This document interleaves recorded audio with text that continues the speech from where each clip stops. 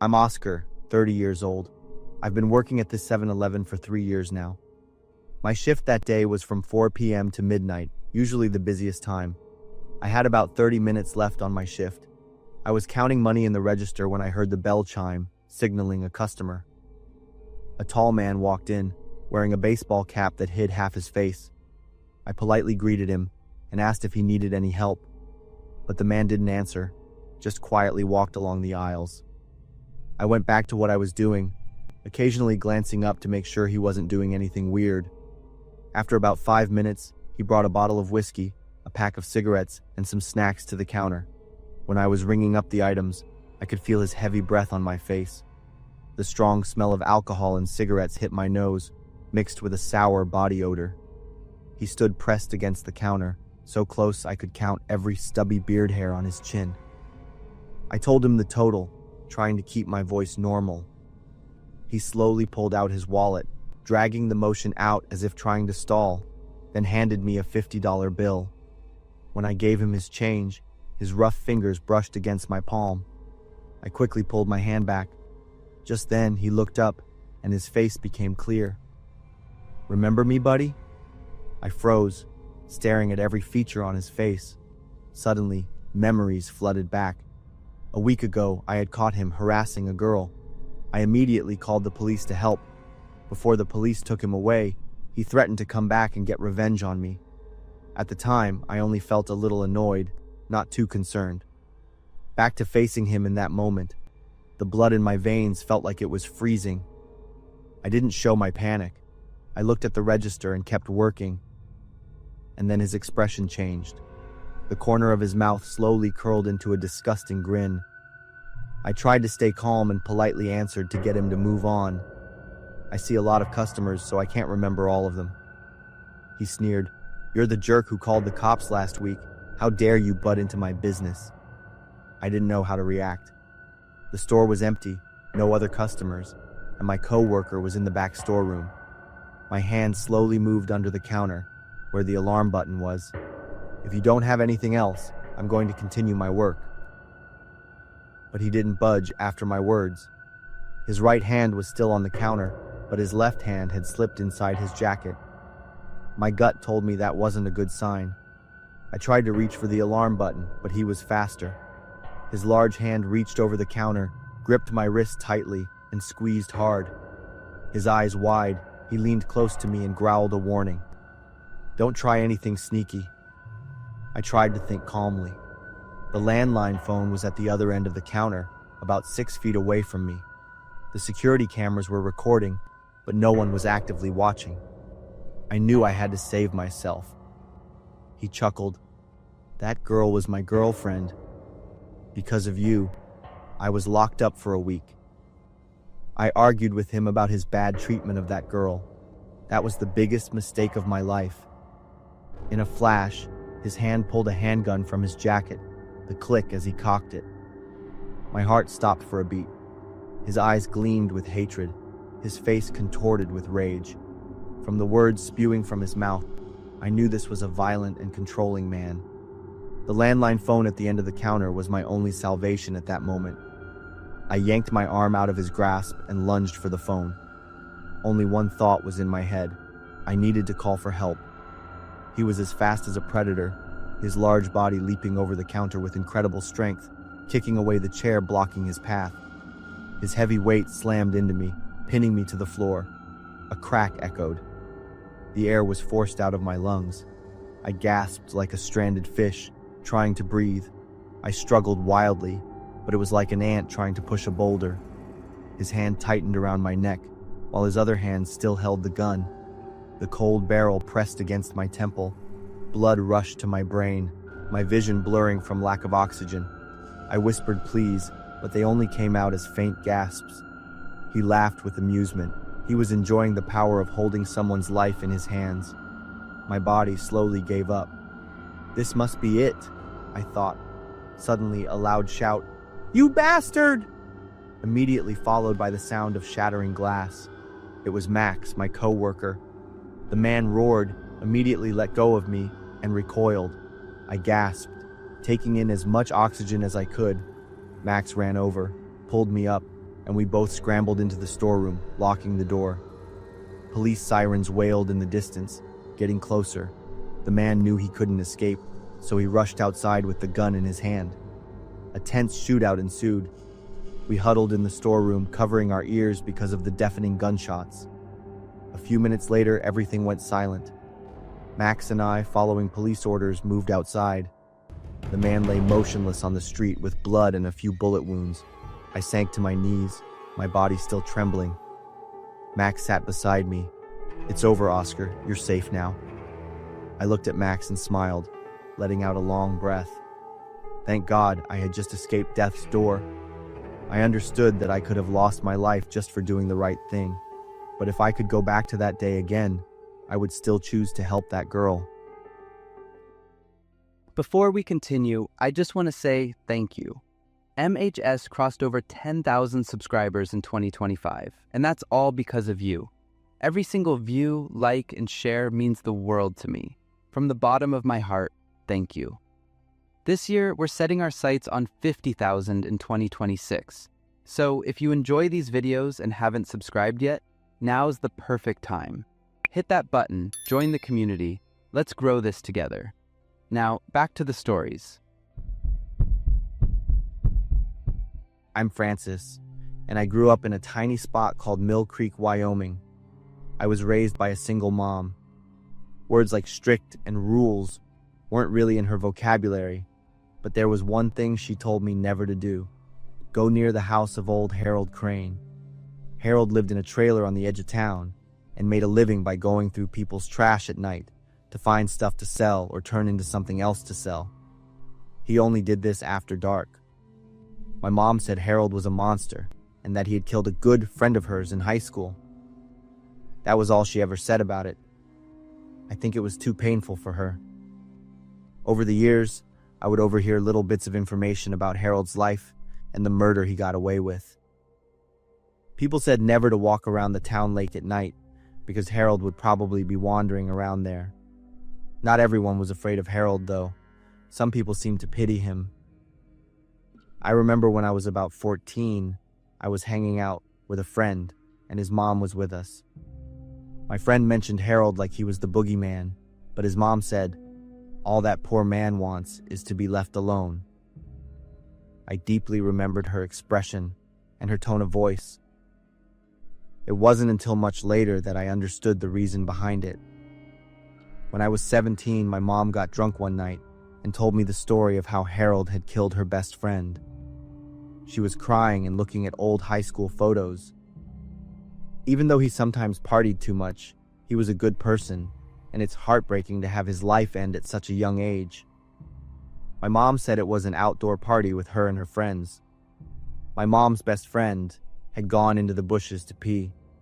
Suddenly, he saw a person carrying what looked like a child over his shoulder, walking through the brush. My mom's friend yelled out, and the person immediately ran away. He chased after the person, but when he caught up, the guy dropped the child and turned around, shooting the poor friend repeatedly. He fell down instantly, with no time to react. The child they saved was taken to the hospital, but ended up dying anyway because of a massive amount of tranquilizers in their system.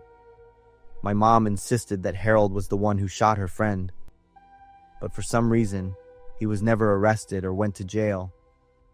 Now I understood why people were either so scared of him or hated him so much. The hatred simmered for months until I decided I had to do something. I told a couple of friends my idea. One said he had asked his dad about the kid who died from a drug overdose, and his dad confirmed it was true. However, the kid was found in town, not near the lake. That small detail didn't matter. The story was basically the same, and Harold had to pay for what he did years ago. That night, I hatched my plan.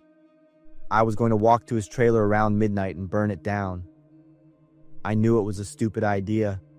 It might kill him.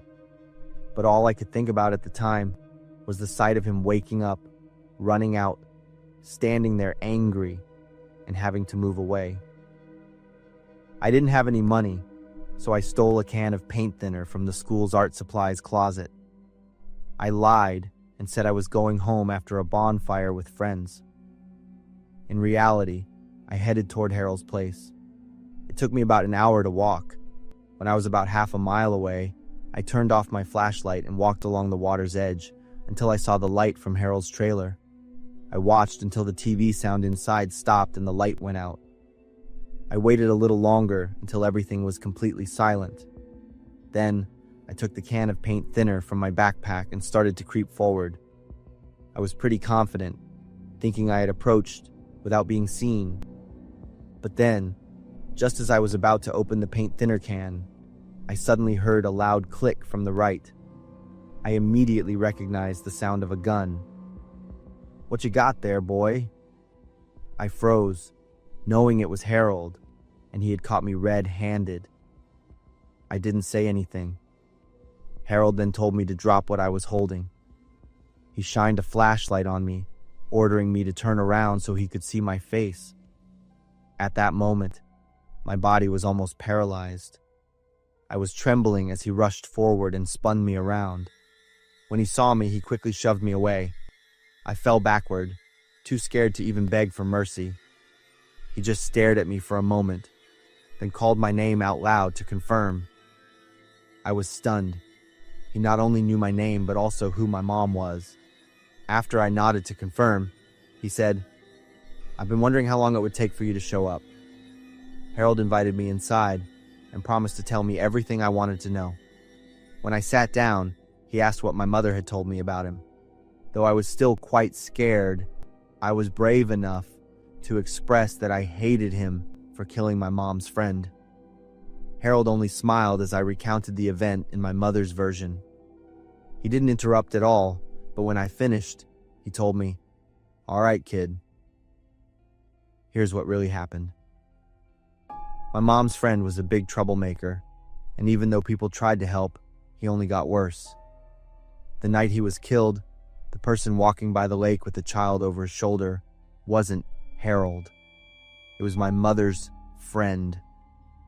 In reality, the situation was nearly the opposite. Harold was out trash picking as usual when he stumbled upon a group of drunk teenagers walking by the lake at night. He followed them to make sure they didn't walk towards his trailer. Harold noticed that one of the teenagers was carrying something over his shoulder that looked like an unconscious child.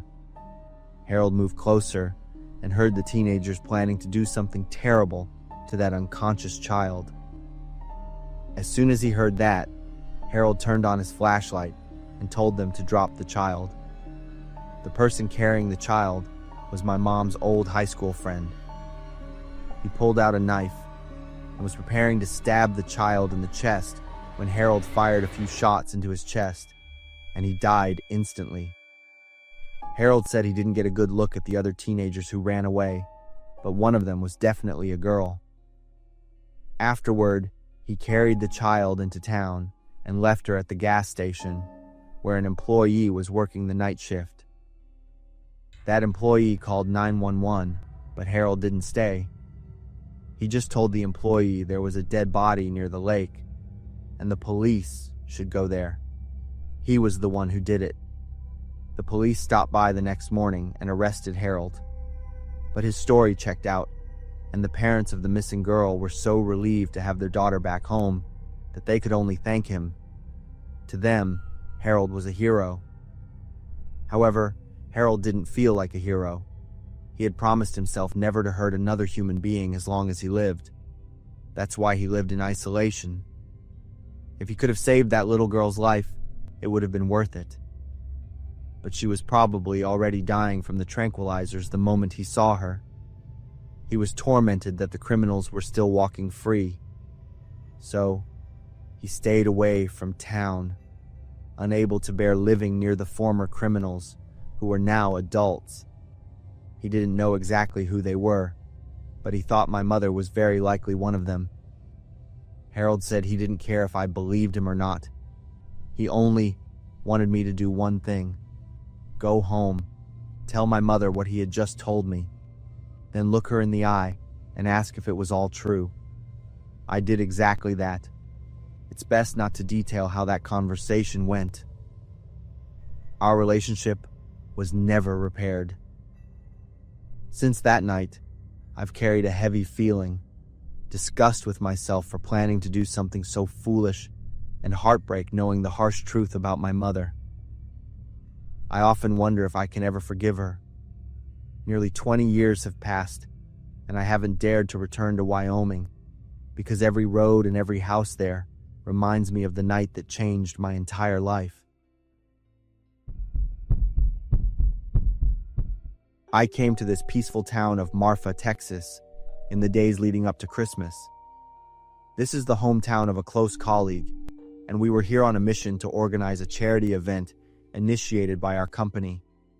The cool winter air made the small streets even quieter, occasionally punctuated by the warm greetings of the locals.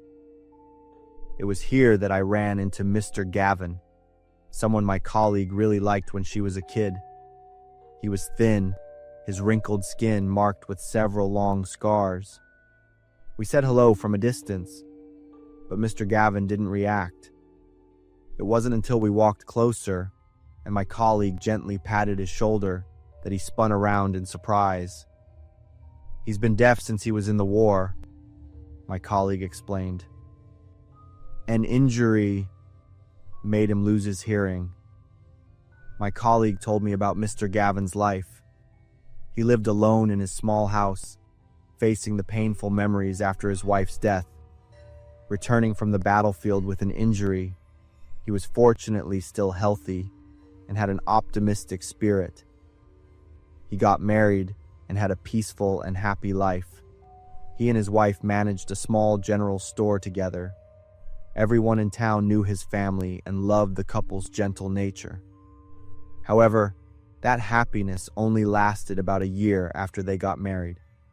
One day, Mr. Gavin returned from a supply trip, and his wife had suddenly vanished without a trace. The store was still open, the belongings intact, but she seemed to have disappeared into thin air. Mr. Gavin frantically searched everywhere, asking everyone, but no one had any information. From that day on, he closed the store to go look for his wife.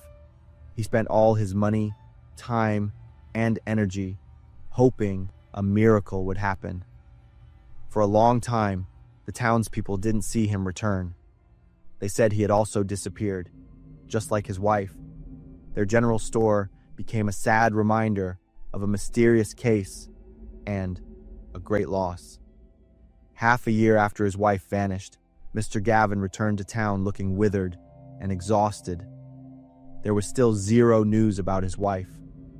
The townspeople welcomed him back. They decided to help him clean up the store, hoping he could start a new life. When they were cleaning the storage room, a strong stench made everyone uneasy. They opened the door and found two badly decomposed bodies inside. Mr. Gavin was stunned as he witnessed the horrific sight. Then he choked up, saying one of the bodies was wearing his wife's shirt. He remembered it because he had bought it for her himself. The police were immediately called in to investigate. The autopsy results confirmed one body was Mr. Gavin's wife. The other was an unknown man. Both had died from starvation and exhaustion, with no signs of violence or injury. When the news spread, everyone in town felt immense pity for Mr. Gavin. They imagined the pain of a man discovering his wife had died in their own home while he was desperately searching for her everywhere. But he didn't cry, not a single expression. His face just showed an emptiness, as if his emotions had been drained long ago. The war, his ailment, and then losing the wife he loved.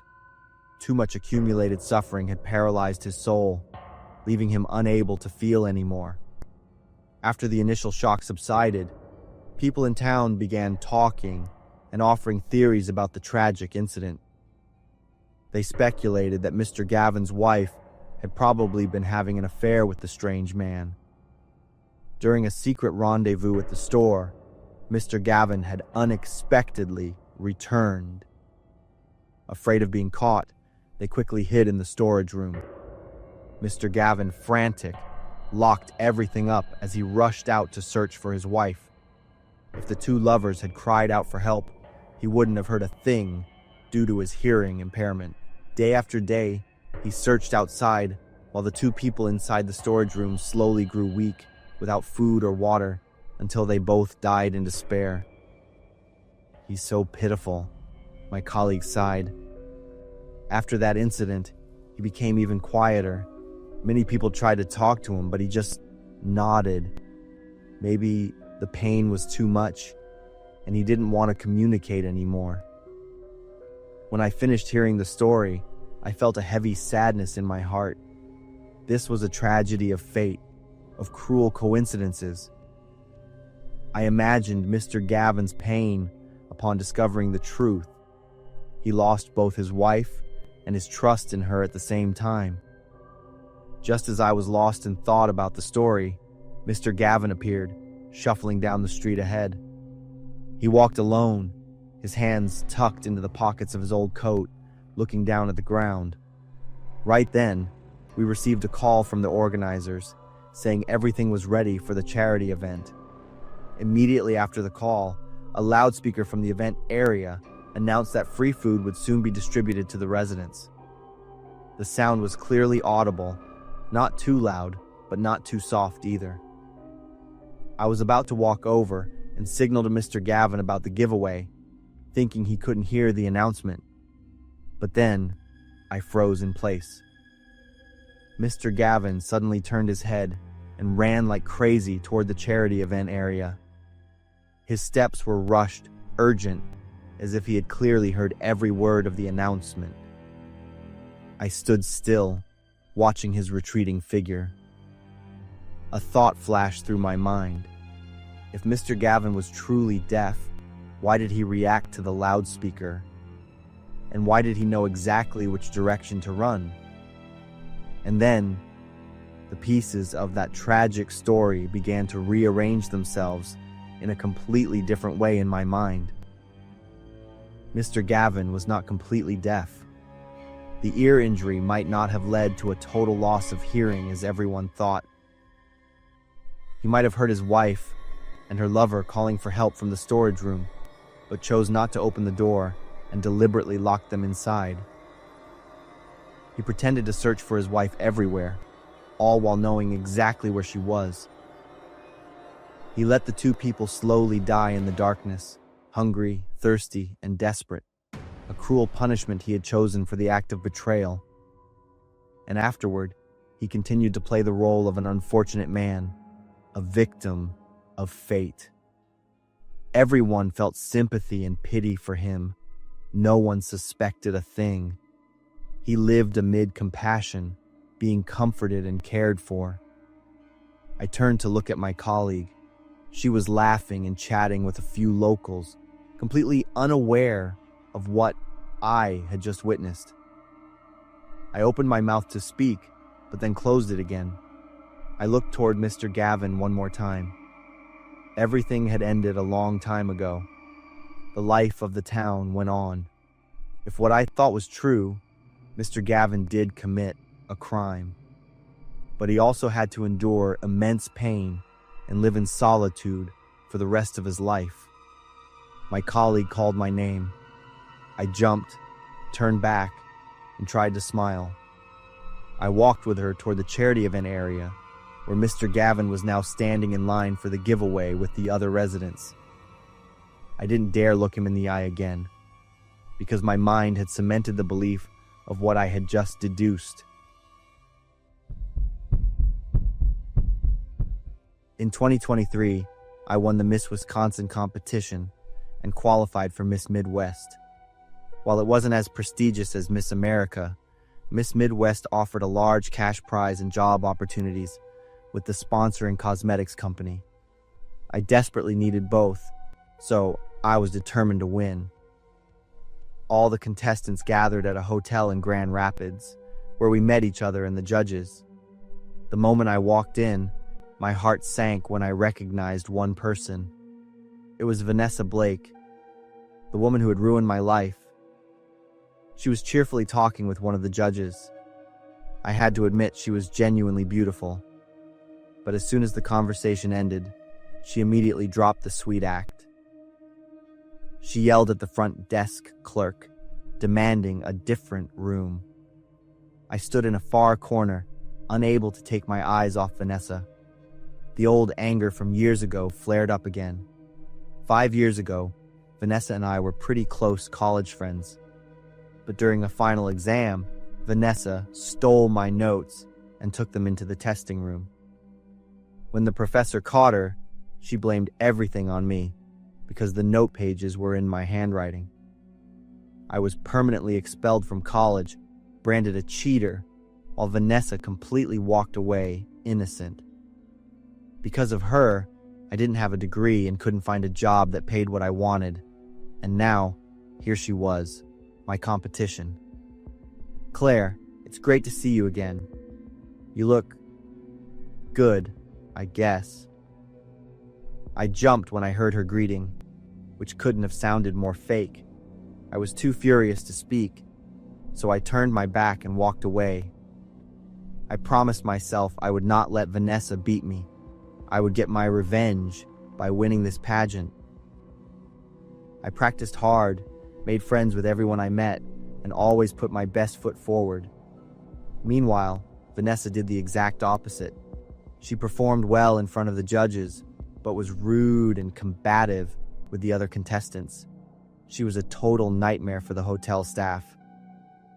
Vanessa demanded special attention and yelled at anyone who got in her way. The more I saw her act out and be rude, the more I displayed the opposite behavior. But I slowly realized that being kind to everyone wasn't a trick or an act for me. It was all genuine. I also received a lot of help and support from them. We started with the talent portion. I completely owned the stage.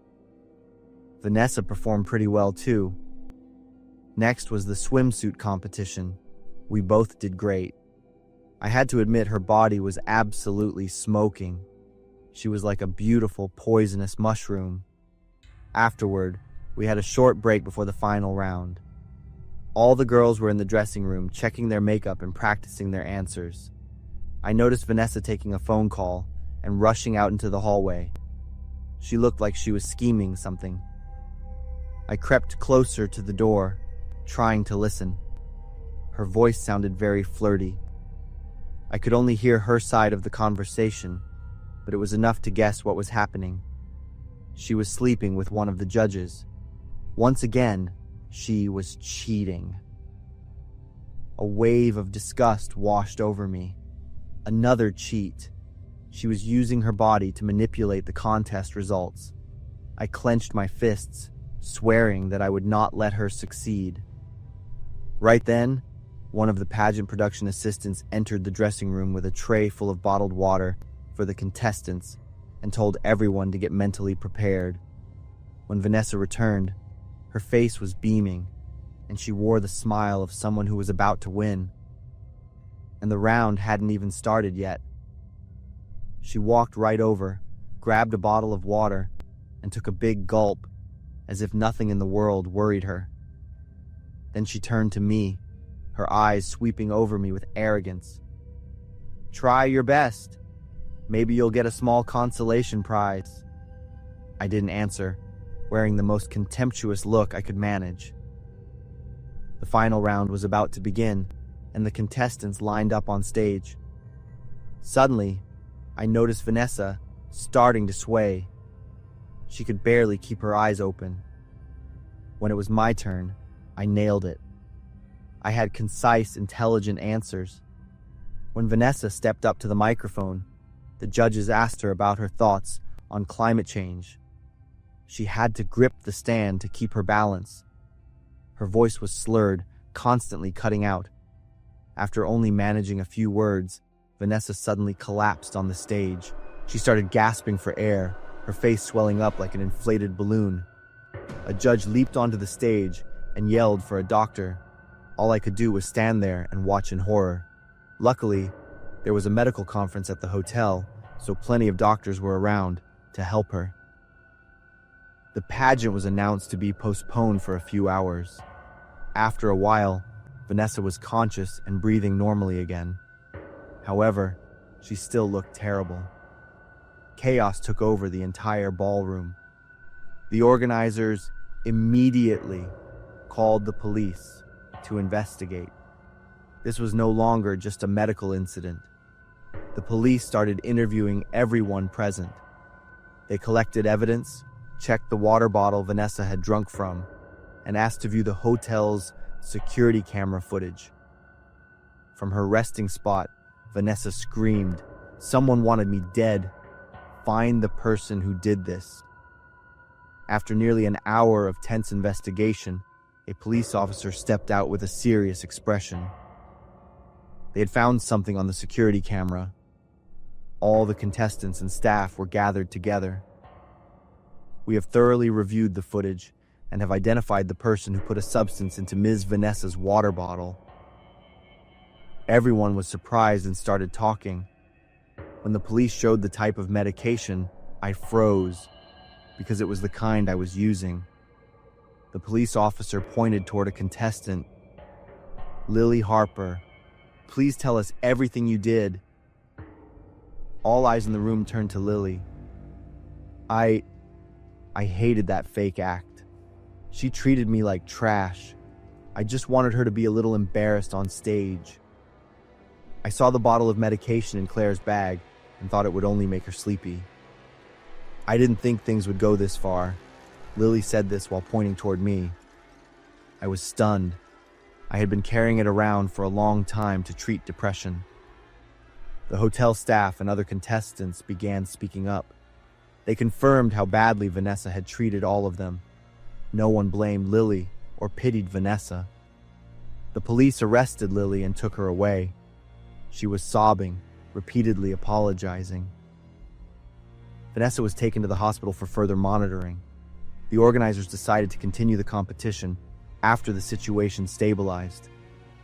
Vanessa was disqualified, not because someone harmed her, but because she had violated the pageant's ethical rules. Her sleeping with the judge was confirmed through text messages the police found during their investigation. That judge was also immediately removed from the panel. In the end, I won the Miss Midwest crown. As they placed the crown on my head, I felt a strange emptiness.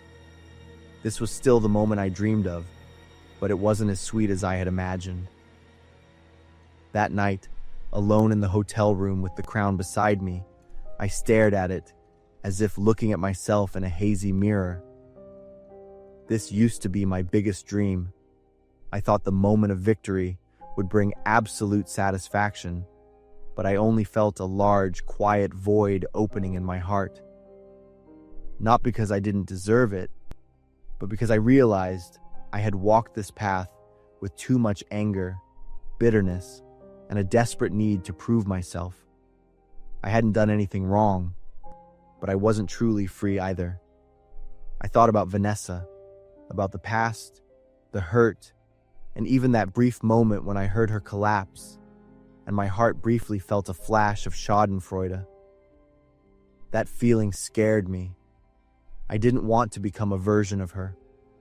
I had the job I always wanted, and new opportunities were waiting ahead. And this time, I would do it on my own merit, not through revenge or hatred. Xavier, can't you just wait a few days for me to sort out my work? Richard, it's all good. I can go alone. It'll be a memorable experience.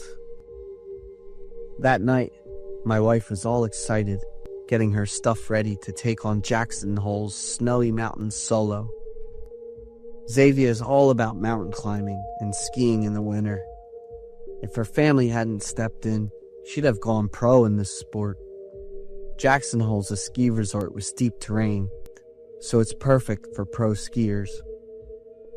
That's why my wife was so hyped, like, this is gonna be a whole new milestone for me. That night, when we went to bed, I still turned to Xavier, suddenly feeling anxious, like, you sure about this trip? I'm totally, absolutely sure. Even without me? Xavier laughed. I've been climbing for almost 8 years, Richard. Then she gave me a big hug, like, it's gonna be an awesome experience. Even though I wasn't fully sold on it, I let Xavier go. forever. That afternoon, the news broke about a huge snowstorm hitting Jackson Hole. I called Xavier right away, but all I heard was nonstop beeping. "Xavier, come on," I mumbled, making a bunch of other calls. I called the police, told them about my wife, and begged them to go find her. But the police said they couldn't treat it as a missing person case yet, since it hadn't been long enough without contact. I felt like I was burning up inside. I couldn't sleep at all that night and kept calling Xavier over and over. The next morning, I headed to Jackson Hole to find her. I couldn't wait any longer. Every minute that went by just made me lose hope and feel more desperate. No matter what, I was gonna find Xavier and bring her back. After the blizzard, it was dead quiet, and the thick snow made every step feel extremely heavy and tough. "Hi, can you tell me the way up the mountain?" I asked the guy looking after the place. He kept a straight face, looked me up and down, and then asked, "You here by yourself?" "Yeah, I'm looking for my wife. Have you seen—" I pulled out my phone and opened up a pic of Xavier and showed it to him. "Go straight until you hit a sign, then follow—" He cut me off without even looking at the phone. I didn't have time to waste. Just bounced out of there. "Don't forget the instructions," he said, stressing it again. I turned around to say thanks, but he was already gone. The road up the mountain had a deformed wooden sign with ugly writing on it. Definitely not what you'd expect from a famous tourist spot. The road was tiny, but since it was for pros, I didn't really think twice about it. After walking a bit, my phone totally lost signal. The terrain here was tough, so I had to really work to keep going. I tried to control my breathing to save as much energy as I could. There were no more wooden signs, so I was pretty lost, just looking around. "Wait, is that a mannequin?" I got closer, and yup, there was something.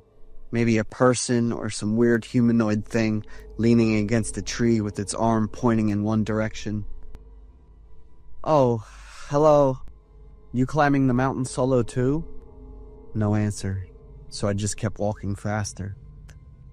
The closer I got, the weirder my heart started racing. It was a guy, so I said hey again, but still no response. "Need any help?"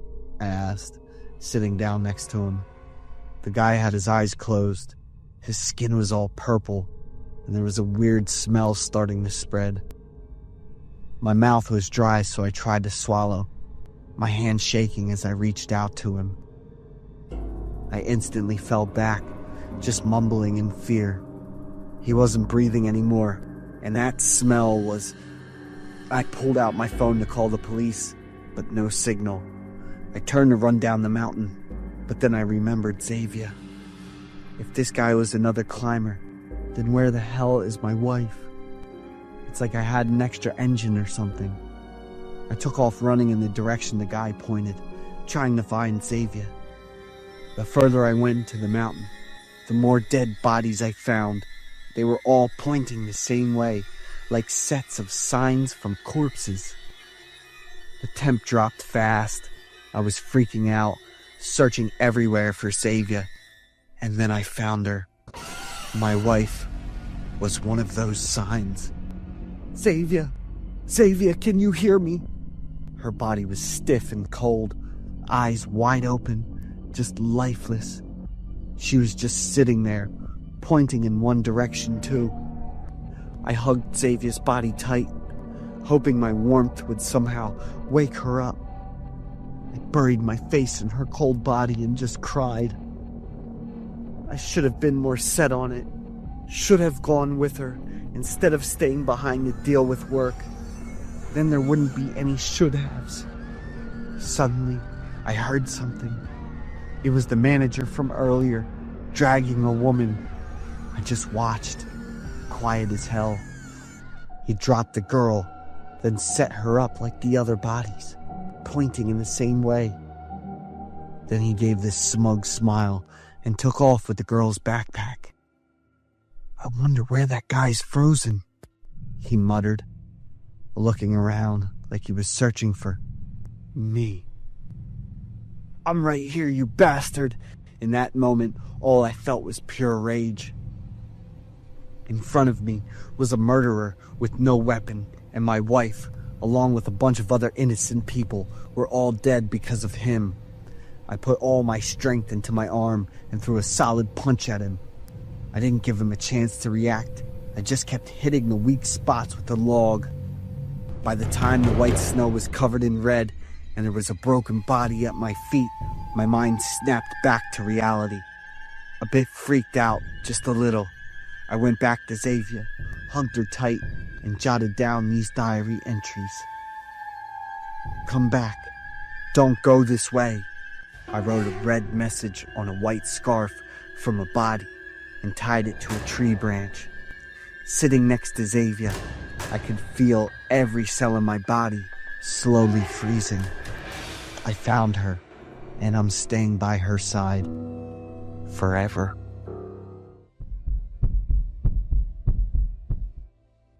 I am Benny, 14 years old. The horrifying and haunting story I'm about to tell took place just a few months ago. Everything is still clear, down to the smallest detail in my mind.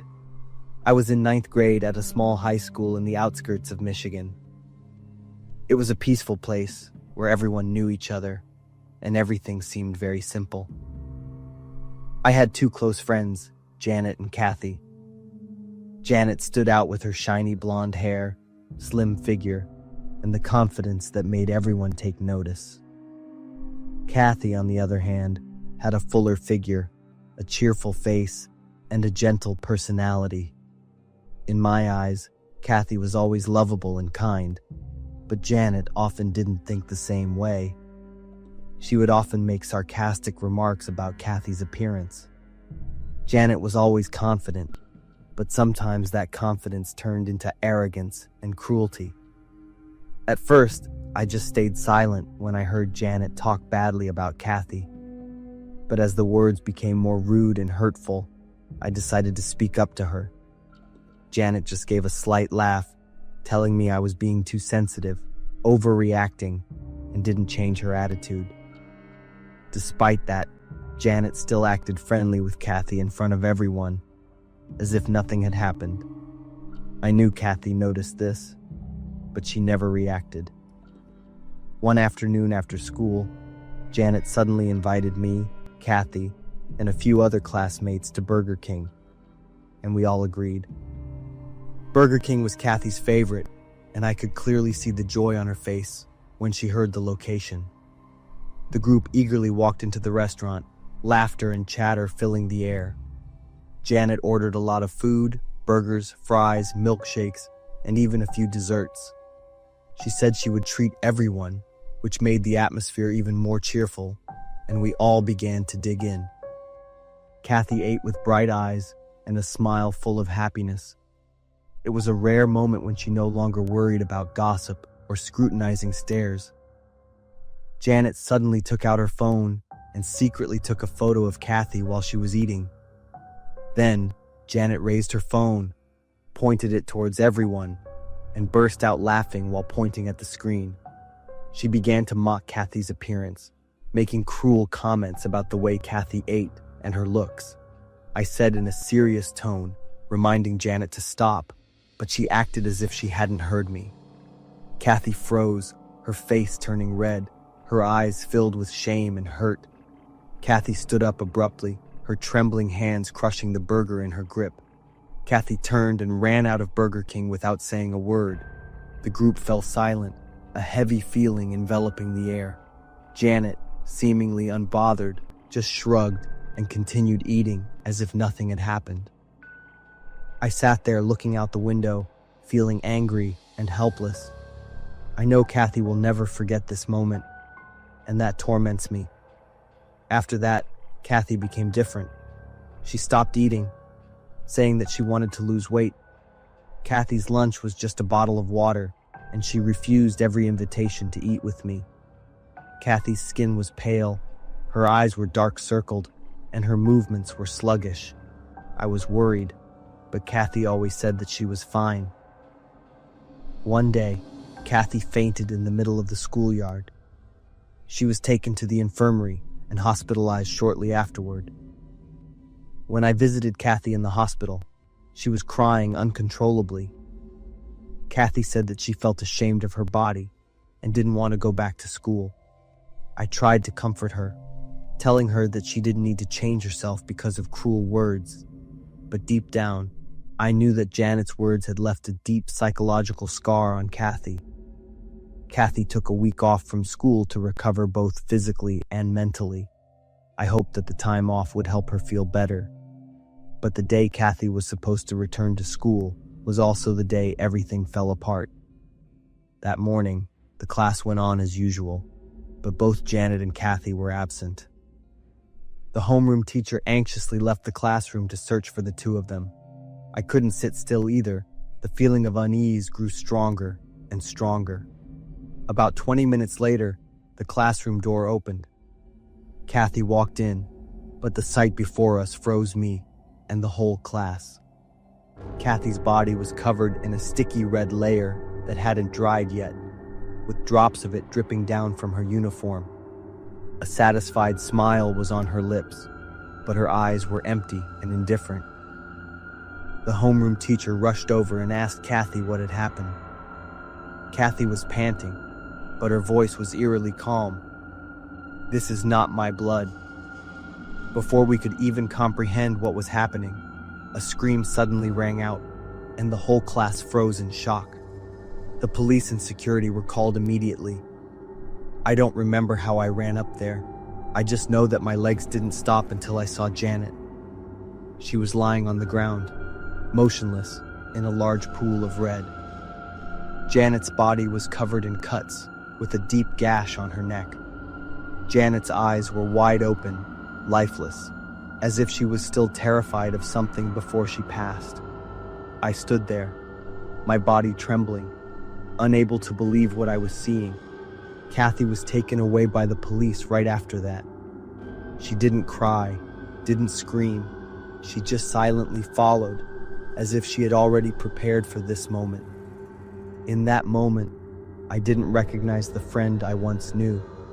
Rumors began to spread throughout the school. Some people said that Kathy had taken revenge on Janet for the cruel words she had said before. Others said that Kathy had lost control after enduring so much for so long.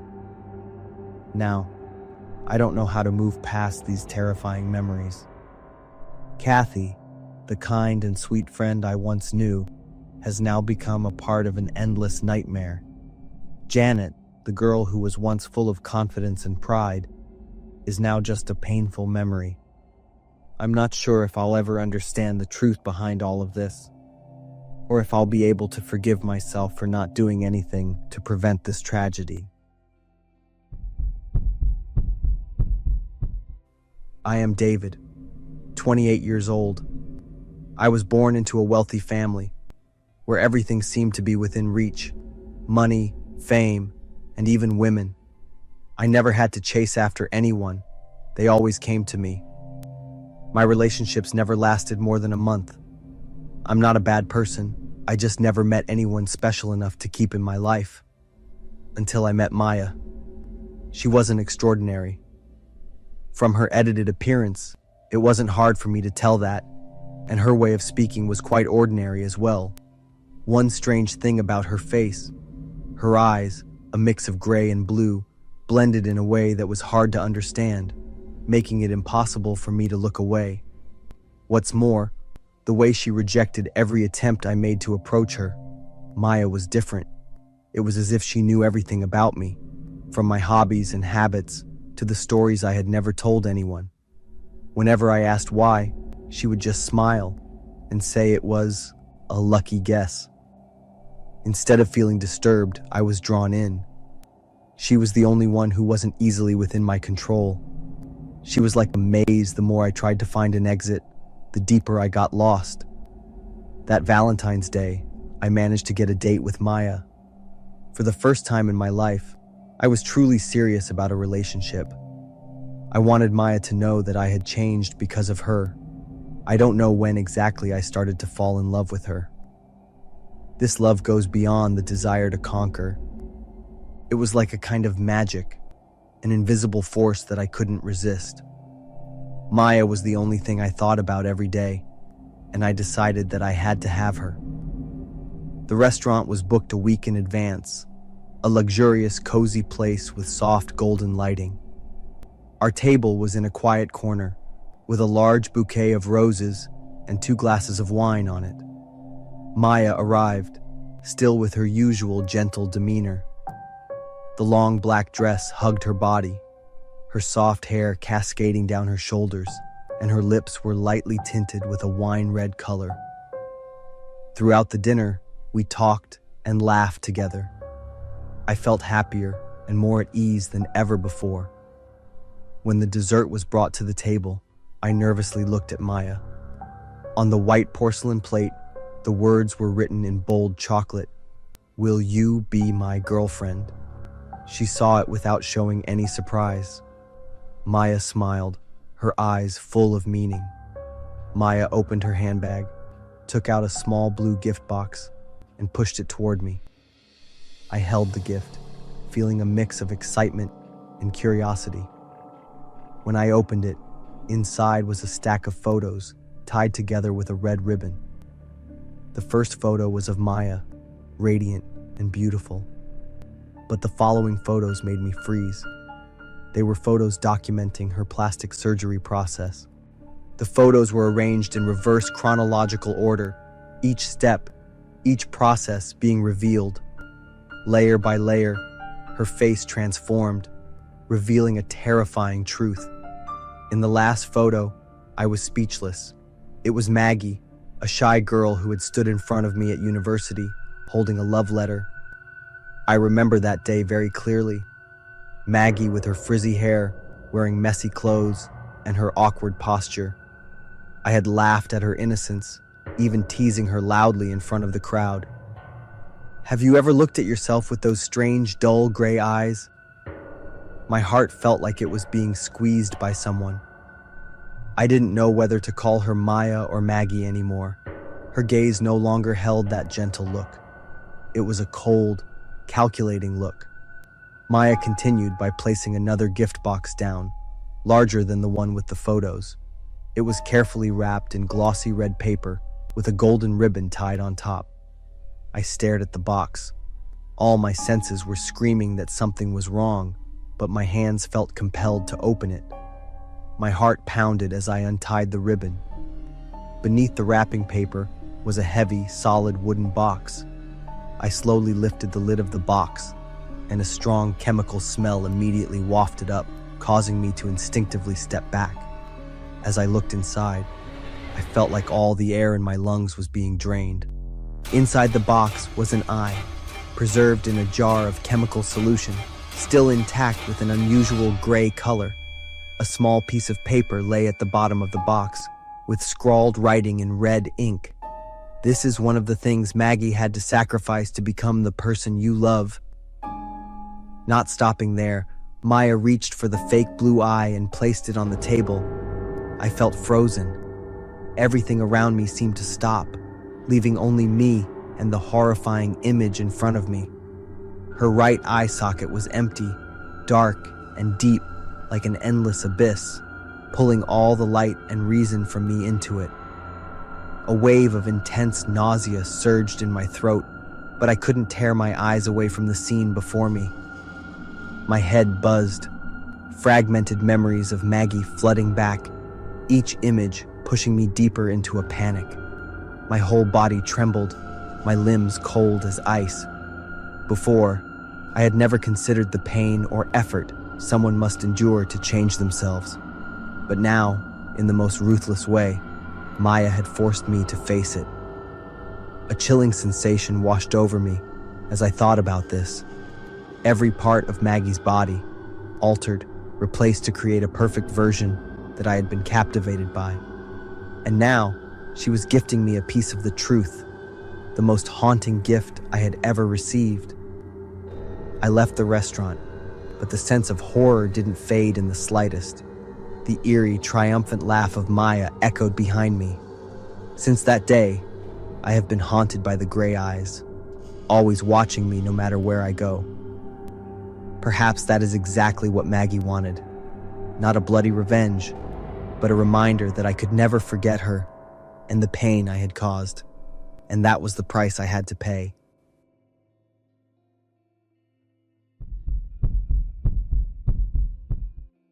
I am Philip, 34 years old, and my wife Jessica, 38 years old. We have a stable life in the suburbs of Massachusetts. My wife and I have been married for 12 years and have waited 5 years to welcome a little angel. Finally, the miracle happened. My wife is pregnant. When we found out, we cried and hugged each other like two children. I promised Jessica that I would throw the biggest gender reveal party she had ever seen. A party to make up for the waiting and pain we had endured. Jessica and our child deserved that.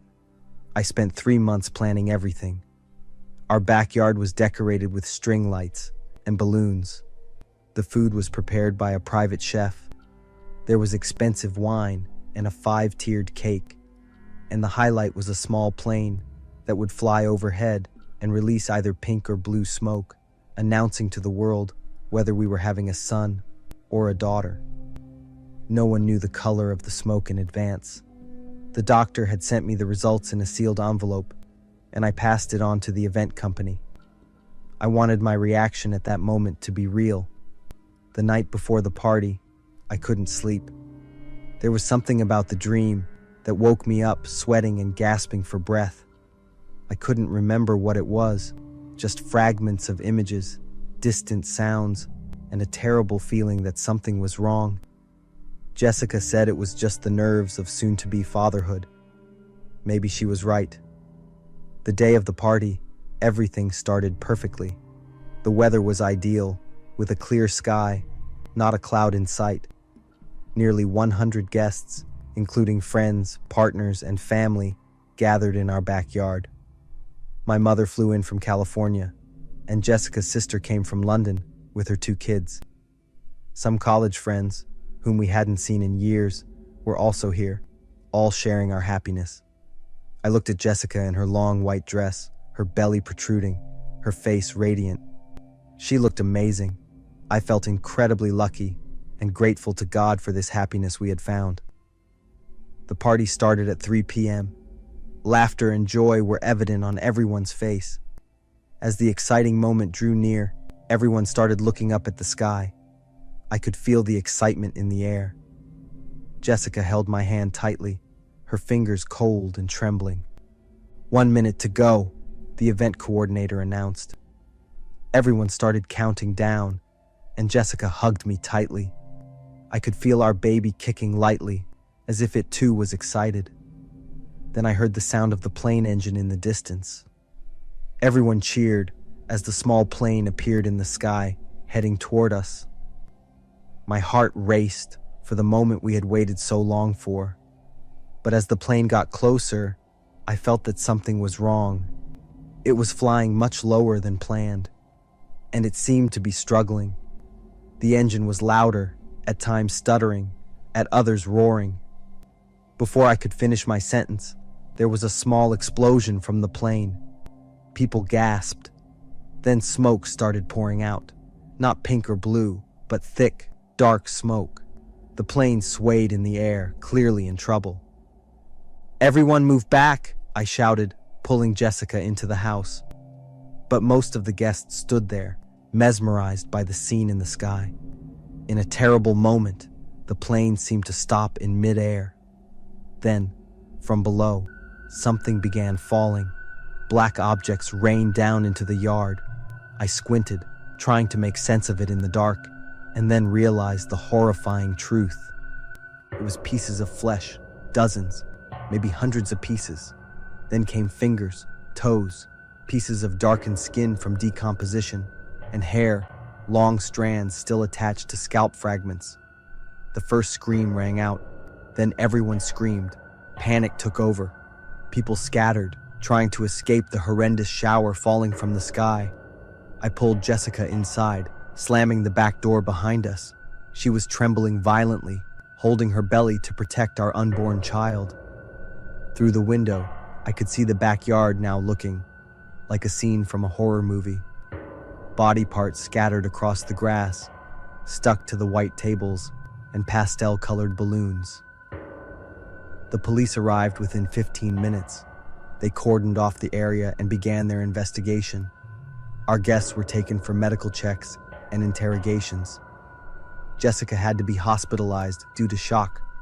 I stayed at the scene, trying to make sense of what had happened.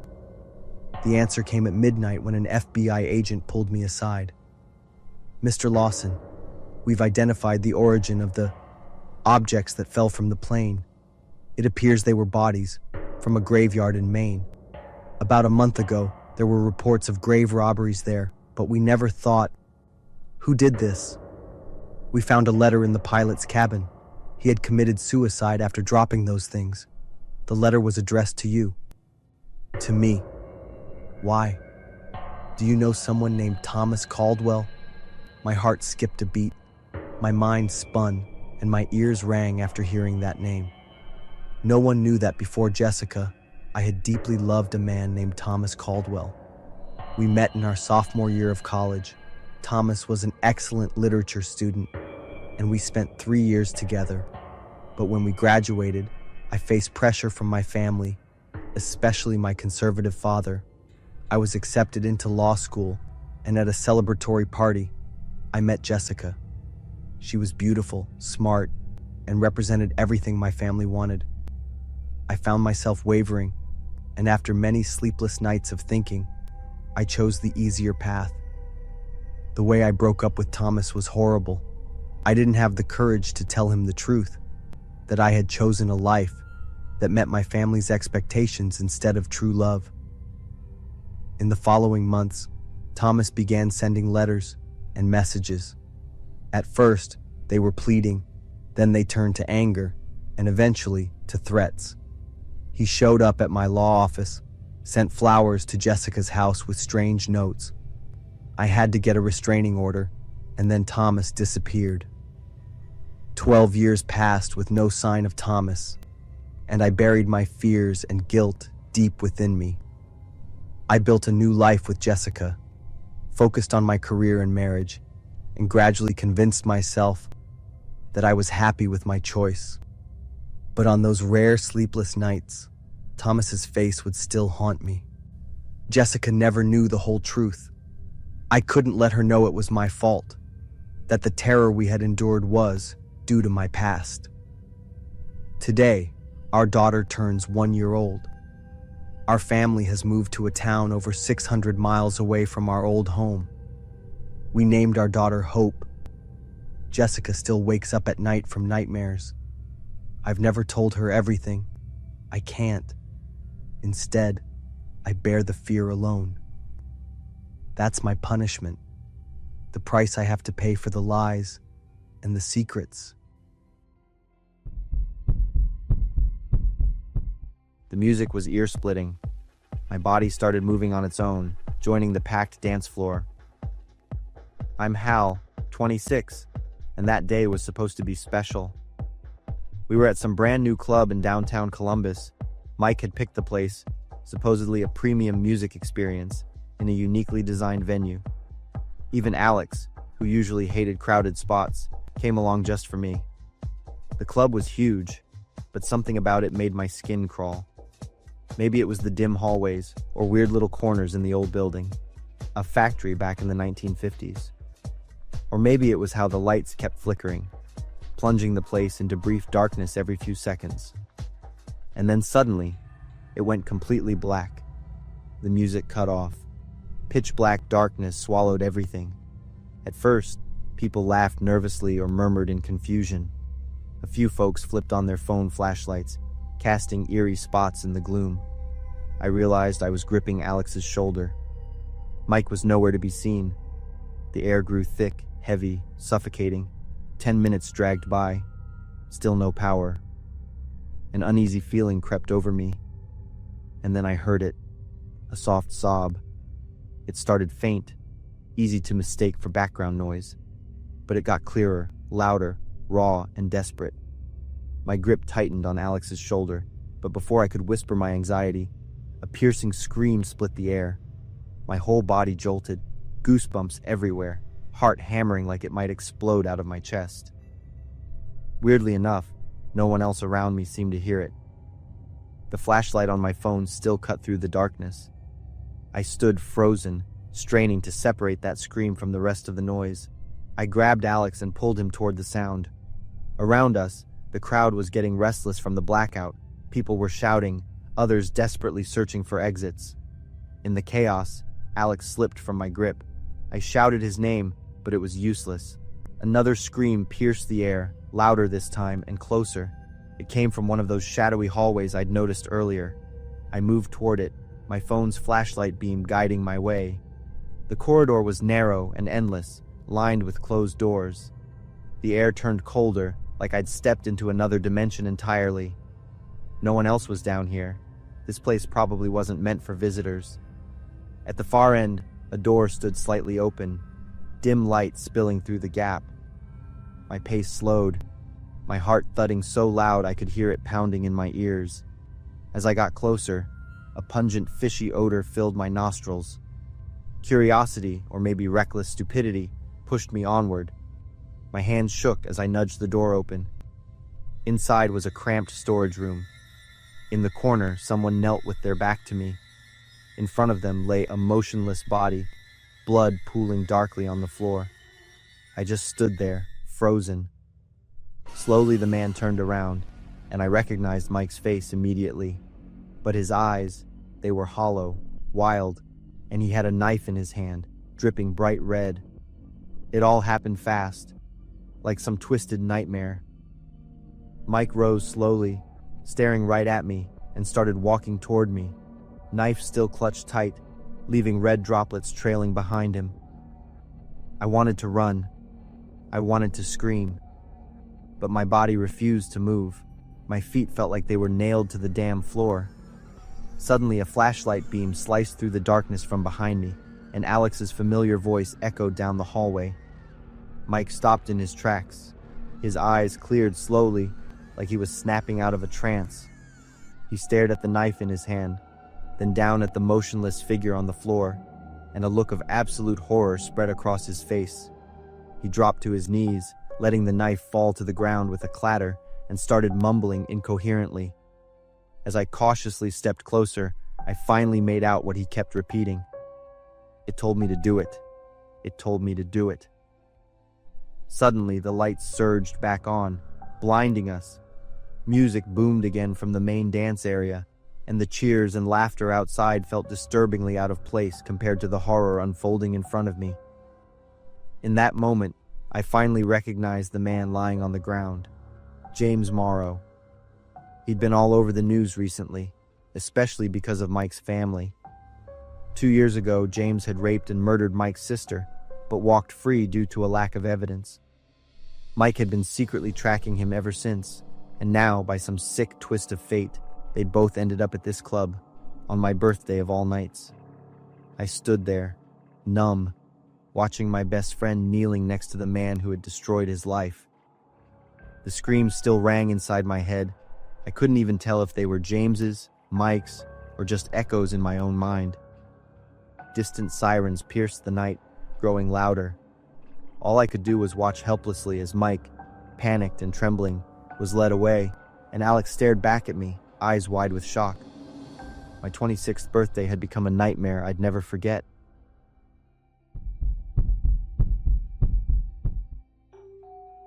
I'm Martha. A few years ago, after my husband passed away, I lived with my daughter Emily in our quiet ranch-style house in Oregon. Life was peaceful until a fateful morning. Around 10 a.m. that day, an unknown number called.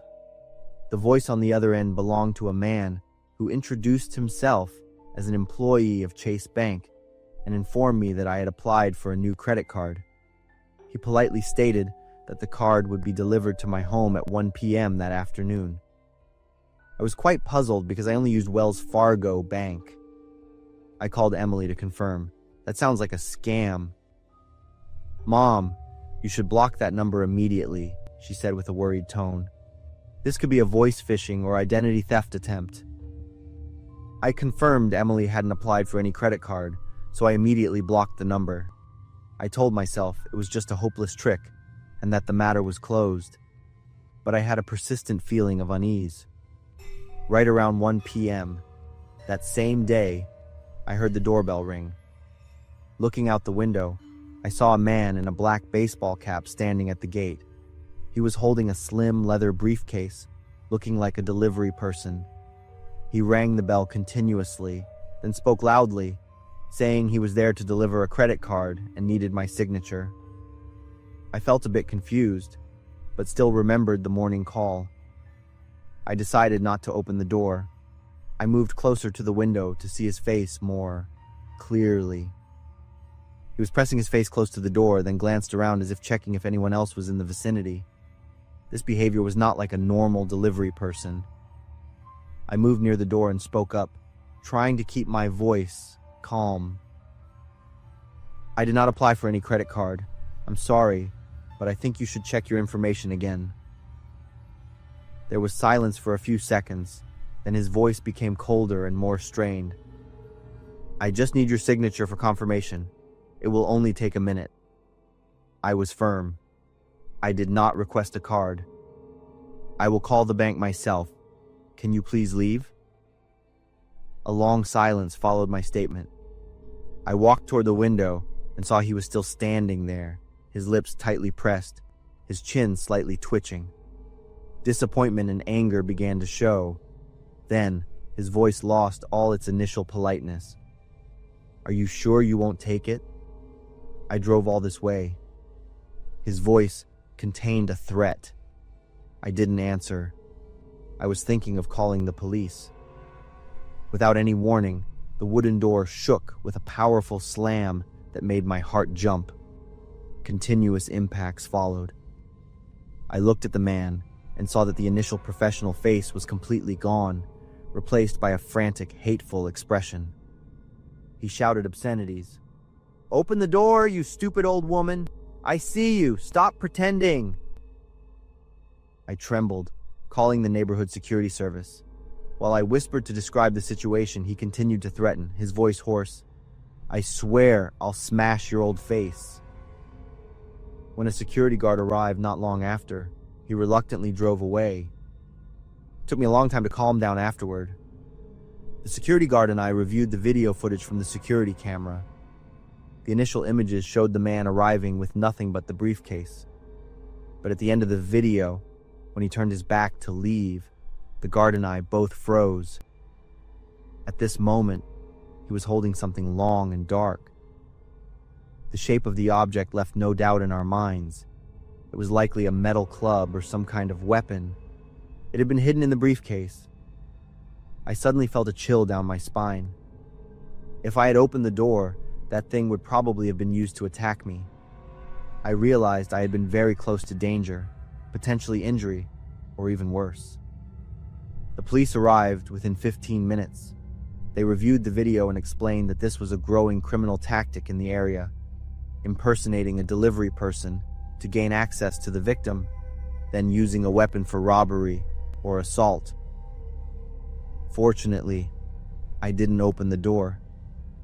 But in my heart, there were still many things I couldn't explain. Why was he so angry? That rage wasn't from a failed robber. It felt like a personal hatred. A few days later, the police called me in for additional testimony, and they informed me that a suspect had been arrested. His name was Jake Miller, 22 years old. He didn't know me at all, but the police said he knew Emily, my daughter, very well. At that moment, all the pieces began to fit together, forming a terrifying picture. Emily had worked part-time at the Safeway supermarket near the university during last summer's break. Jake Miller was also a seasonal employee there. She recounted that Jake had repeatedly invited her out, but she had politely refused each time. After Emily quit her job, he still tried to keep in touch and even stalked her social media accounts. Hearing this, I knew Jake was truly an obsessed stalker. But why did he target me? When the police brought up past events that might be related to the suspect's motive, I suddenly recalled a phone call a few months ago.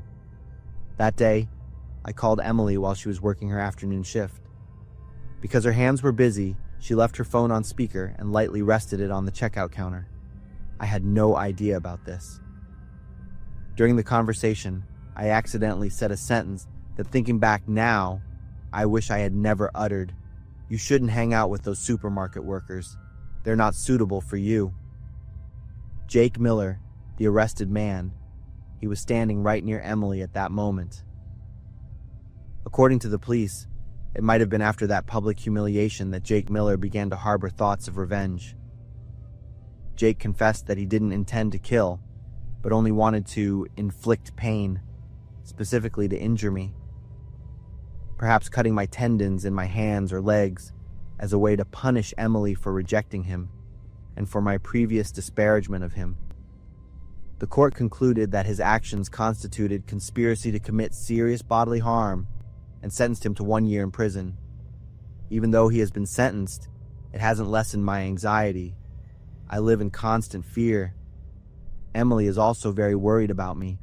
She hasn't been able to focus on her studies for months.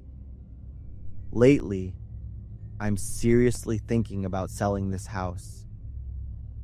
This story is not just a regular criminal case. For me, it is a warning. I realize that sometimes just one seemingly harmless sentence can deeply hurt someone, even leading them to harbor thoughts of revenge.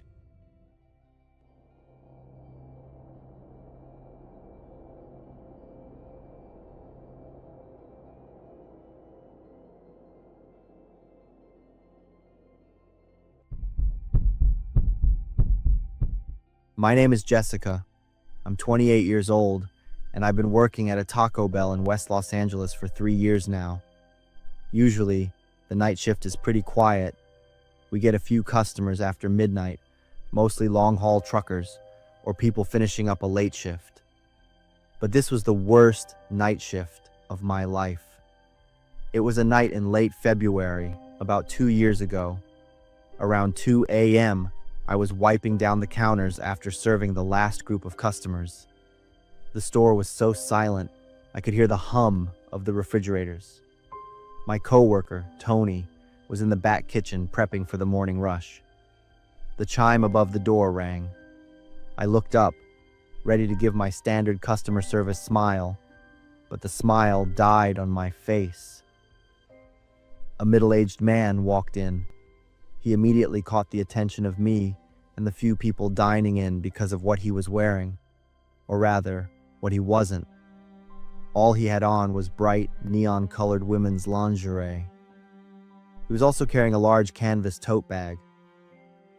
"Hi there, how can I help you?" He didn't answer. His eyes weren't looking at the menu boards above. They were locked onto me. Suddenly, he pulled a large hammer out of his bag and pointed it at me as he leaned over the counter. I jumped back in shock. "Give me all the money," he growled. When he saw me freeze up, he hissed through his teeth, "Hurry up! Open the register and give me everything!" I tried to stay calm.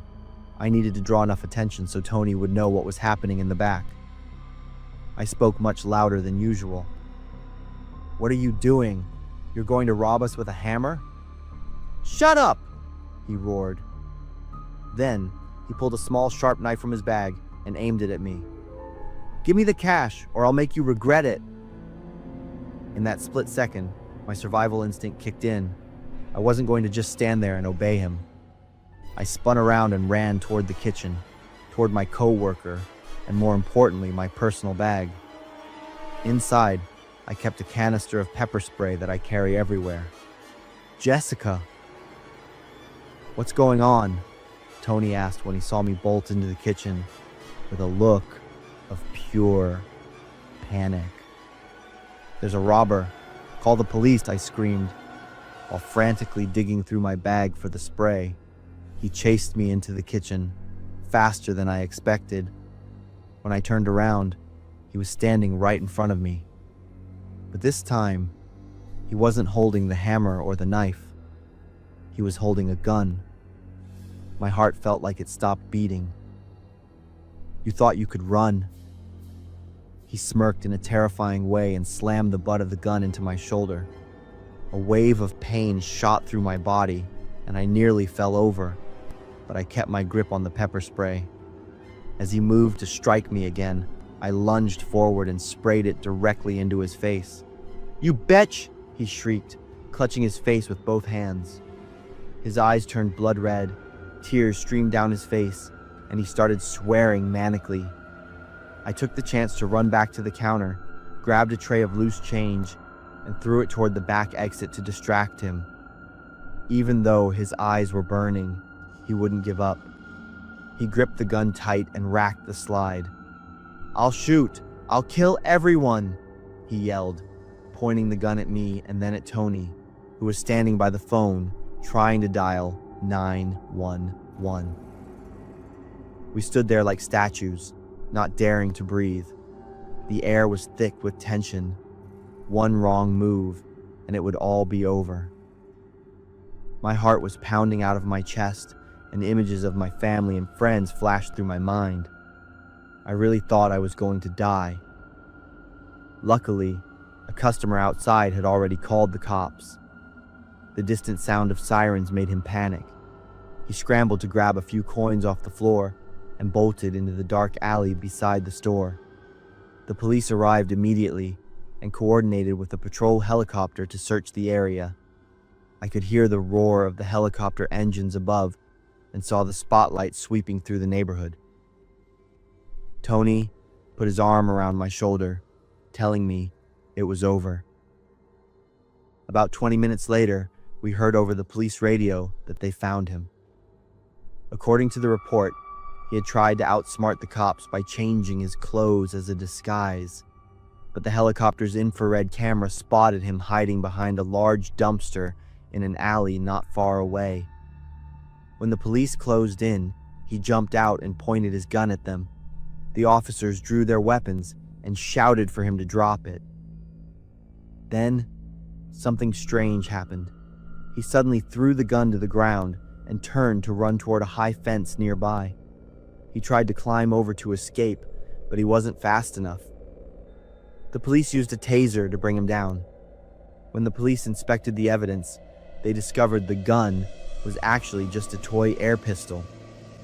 However, the hammer and the knife were very real. He was prosecuted, and under California law, he faced more than 5 years in prison. A few days later, I got a call from the police department. They praised me for my bravery and for being smart enough to handle a dangerous situation. They said I helped buy enough time for the officers to get there. My manager gave me a bonus and a few days of paid leave to recover. That was the most terrifying experience of my life, but it's when I realized how powerful it is to stay calm in the middle of a panic. Equipping yourself with self-defense skills is so important and essential, especially when you're a woman. Around 3 a.m. on January 28, 2025, at a fast food restaurant in West Los Angeles, a 41-year-old man named Hao used a hammer, a knife, and a toy gun to threaten a female employee for money. After being fended off with pepper spray, he fled when he heard police sirens. Police used a helicopter to track him down and successfully apprehended him.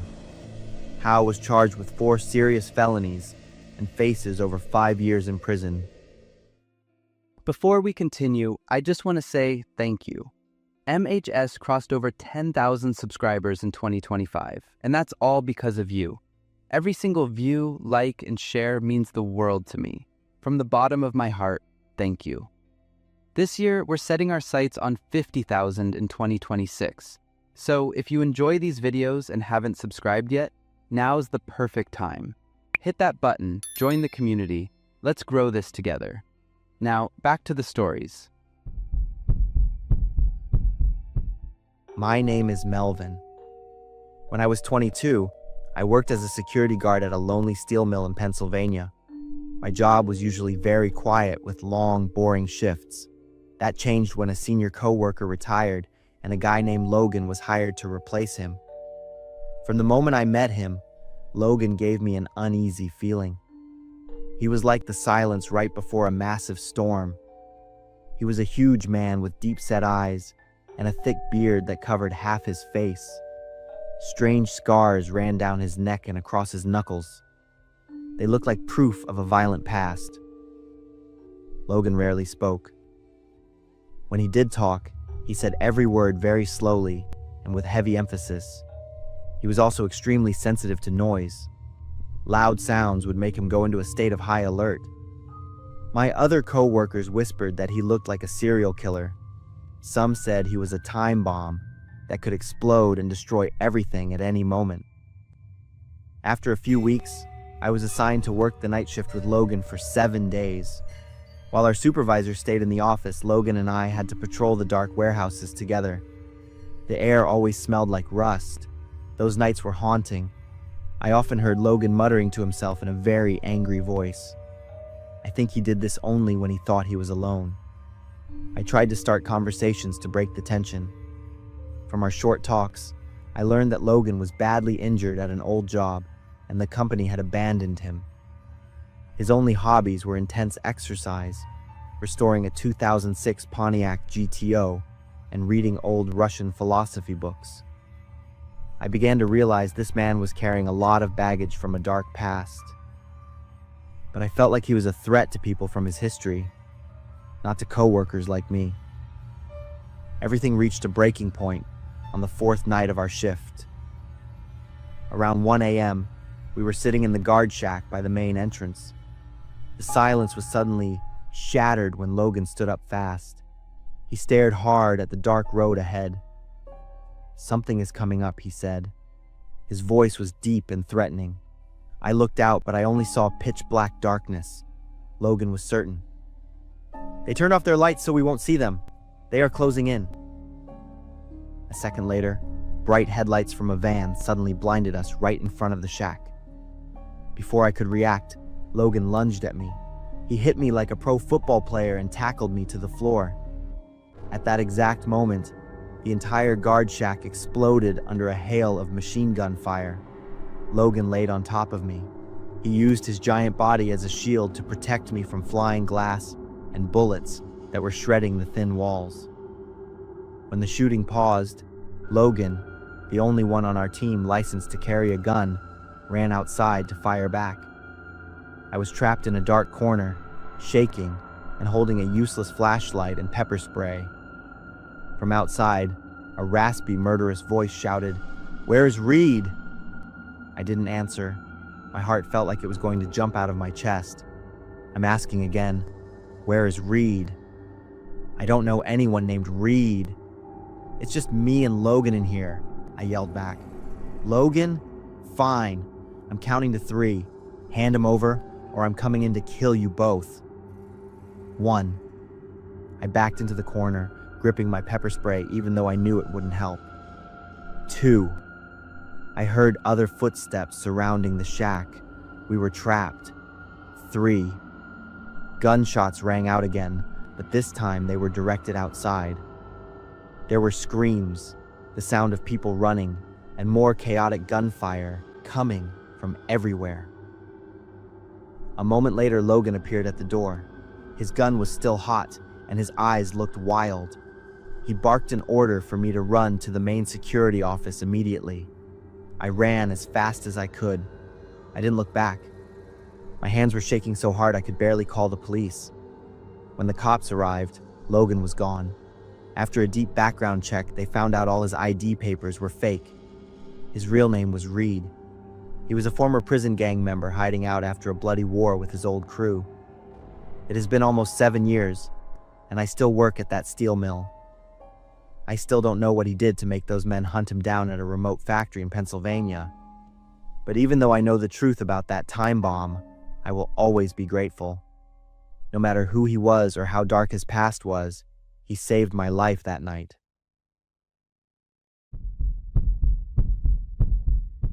This is a supernatural mystery that I personally experienced. I used to work as a nursing assistant at a nursing home here in the Midwest. It was an old, 4-story red brick building. The hallways were very long and always smelled like a mix of bleach and pureed food. The rooms, they were designed for 2 people and were numbered starting from the elevator. There was an unwritten rule in the facility about room assignments. Residents who were in better health, mentally sharp, and needed less help were placed in the number 1 rooms at the end of each floor. These people were independent and almost never bothered the night shift staff unless there was a real emergency. For a night shift nurse, the number 1 rooms were like a guarantee of peace during a busy shift. That stayed true until one night in November. I was working at the nurses' station on the 2nd floor. At exactly 2 a.m., something very strange happened. Suddenly, every single call light for the number 1 rooms on all 4 floors turned on at the same time. The control panel lit up, and long, loud beeps filled the quiet hallway. It sounded like a terrifying alarm. I had worked there for 4 years, and I had never seen anything like it. The residents in the number 1 rooms rarely used their call lights. The chance of 4 people on 4 different floors pressing their buttons at the exact same second was almost zero. I grabbed my walkie-talkie and checked in with my coworkers on the other floors. We all ran toward the rooms at the end of the hallways. I pushed open the door to room 201. The room was dim, lit only by a faint yellow nightlight. Arthur, a retired engineer who was usually very calm, was sitting up in his bed. His thin hands were gripping the edge of his blanket, and he was shaking uncontrollably. I walked over to him and kept my voice low. "Arthur, it's me. What's going on? Are you feeling okay?" He didn't look at me. His cloudy eyes were locked onto the window. The curtain had been pulled to the side in a hurry. He pointed a trembling finger at the glass. His voice sounded like dry leaves rubbing together. "It is going down," he whispered. I started to walk toward the window, but Arthur grabbed my sleeve.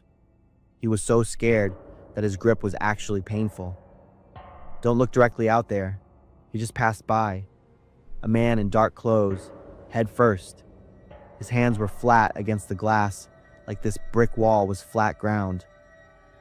The most terrifying part happened next. When I talked to my coworkers on the radio, they told me the exact same story. Their residents in the other number 1 rooms all said they saw a man crawling downward right outside their windows. The details were identical. It was as if they all saw the same thing at the same time, even though they were on different floors and had no way to talk to each other. I felt a cold shiver run down my spine. The logic of the situation was impossible. These residents lived on different floors and rarely interacted. None of them had cell phones to coordinate a prank. Besides, these were the most mentally stable people in the entire building. My unease turned into real fear when we asked the security guards to search the grounds. They used high-powered flashlights to check the bushes, the walls, and even the roof. They found absolutely nothing. There were no signs of climbing gear, no ropes, and no footprints. The exterior walls were smooth brick. There were no balconies or ledges for a person to hold on to. A police officer arrived later, but he just shook his head. There were no signs of a break-in or any disturbance from the outside. After that night, it never happened again. Everything went back to the slow, boring routine of the nursing home. However, the silence of the residents in those rooms was what haunted me the most. They never mentioned the man again, but their eyes always avoided the windows as soon as the sun went down. Many years have passed since then. I eventually quit that job and moved away, but sometimes I still wake up in the middle of the night. I dream about the sound of all those call lights going off at once. Whether it was a ghost or something else, I know for sure that something not from this world visited us that night. Some mysteries will never have an answer, and some fears stay with you forever. I just hope that the man crawling on the wall that year finally reached the ground and disappeared, rather than hiding in some dark corner on the upper floors of that building. I still wonder what really happened that night. Why did they all see the same thing and then stay silent like it never happened? Even though I left that place years ago, I still feel like something is watching me from behind the window whenever it gets dark.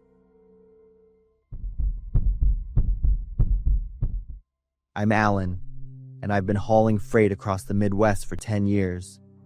I usually work the night shift because the pay is better and the roads are emptier. Driving in the dark through desolate areas, I've witnessed all kinds of strange things, from deer frozen in my headlights and hitchhikers to UFO sightings. But nothing could have prepared me for what happened that night, that winter, in rural Ohio. That night, around 2 a.m., I was delivering a shipment of coffee and pastries to a Dunkin' Donuts located off a highway exit. Cold wind whistled through the truck's crevices, accompanied by dusting of snow.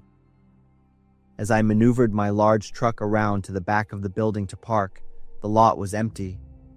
There was only the dim light from the drive-through service window. As my truck's headlights swept across the roadside curb ahead, I spotted her. A woman huddled in the snow, knees pressed to her chest, rocking slightly, her breath forming white clouds.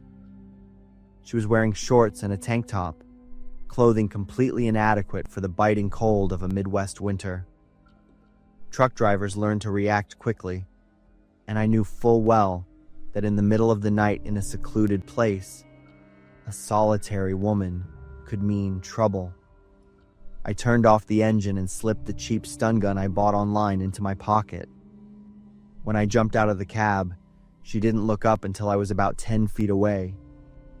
That's when I saw the dark stains on her shorts. Before I could say a word, she sprang to her feet. Her eyes were wild, like a cornered animal. Her voice was shrill, echoing in the dead of night. "My boyfriend stabbed me in the butt." After saying that, she began pacing back and forth, clapping her hands against her hips, and repeatedly shouting the sentence, "He stabbed me right in the butt. Can you believe it, my own boyfriend?" I paused for a moment and then responded, "Whoa, easy there, miss," I said, holding up my hands as if calming a frightened horse. "Are you okay? You don't look good. Do you need any help?" She continued to pace, mumbling something I couldn't make out. Then, she spoke louder. "Stabbed me in the butt. Yes, that's what he did right there." She turned around, pointing behind her, her voice growing harsher as she accused her boyfriend.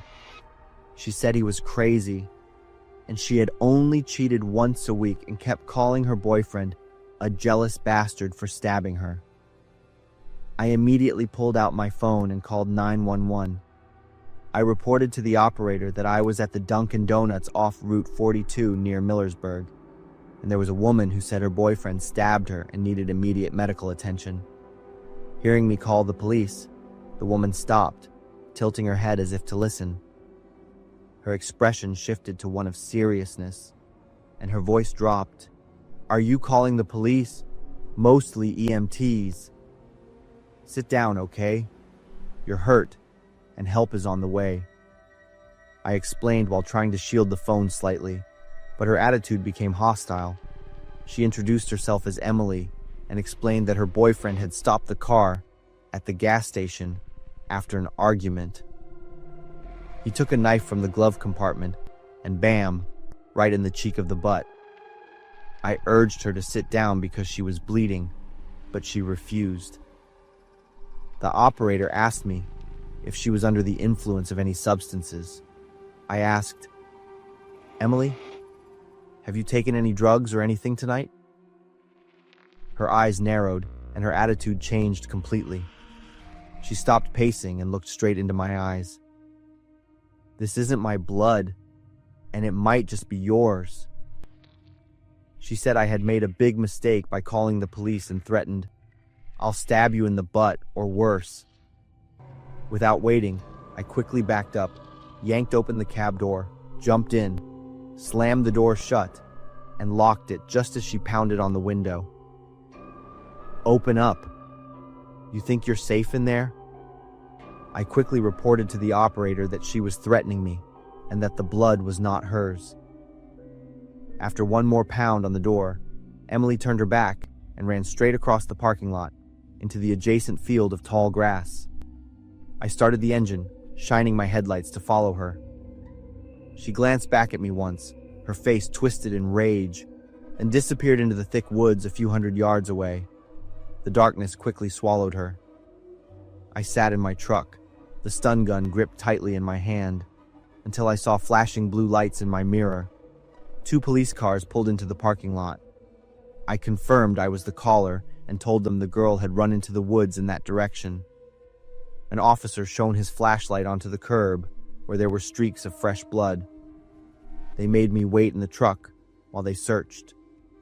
EMTs also arrived but had no one to treat. It wasn't until dawn that the sheriff's deputy returned with a serious expression. He said there was no sign of the girl.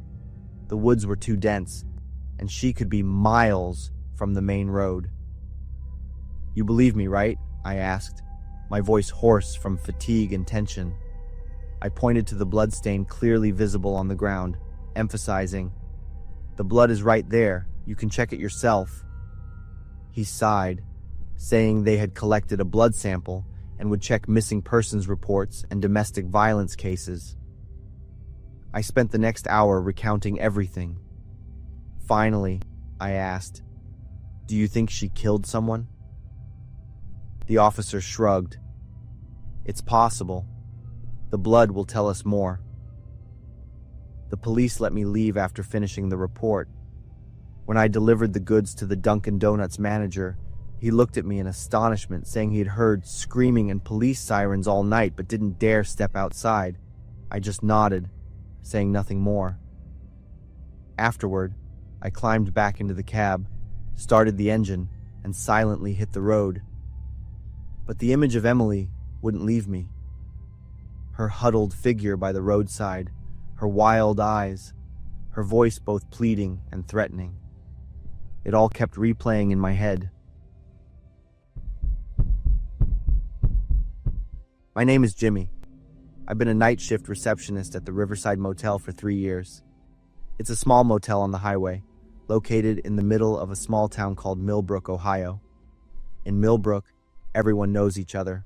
Rumors spread faster than the wind. Our town is so small and peaceful that a stranger might think time moves slower here. Wooden houses line the quiet streets. The Miller's family grocery store has been here since 1952. On Sunday mornings, after church, everyone gathers at Miller's Diner. They drink coffee and chat. The Riverside Motel, with its cozy rooms overlooking the river, mainly serves travelers. But sometimes it also becomes a place for private dates. Dr. Richard Morrison was one of the most respected people in our town. For many years, he ran a family clinic and took care of everyone's health. Richard was on the church board and donated to the local school. His wife, Susan, taught piano to children and ran a book club. They had 2 daughters and were the perfect model of a family. So I was quite surprised when I started seeing Richard show up at the motel one night. The first time was a few months ago. He was holding hands with a young woman. I was impressed by her standout blonde hair and her bright red dress. When I gave him the room key, Richard looked me straight in the eye. I understood what he was trying to tell me. I just nodded politely and pretended to be busy with paperwork. From then on, they became regulars. Every time he left, Richard would leave a $100 bill on the counter. I took the money with mixed feelings. A little bit of disappointment to see someone I once respected do something like that. But it wasn't my business. And honestly, I couldn't say no to that money. Everything changed when a new colleague named Marcus started working. Marcus was young, full of energy, and not from our town. "She's hot," Marcus whispered to me when he first saw Richard and the girl walk in. "My God, the old man with her must be really rich." I warned Marcus to watch his mouth and mind his own business. He just shrugged and gave a wry smile. Then one night, things started to get weird. Richard and the girl came, but they stayed longer than usual. Around 3 a.m., only Richard came out. He placed the key on the counter. "She'll be out later. I have to go." I didn't pay much attention and went back to my work. A moment later, Marcus suddenly pulled me into a hidden corner. He looked excited. "I have something to confess to you."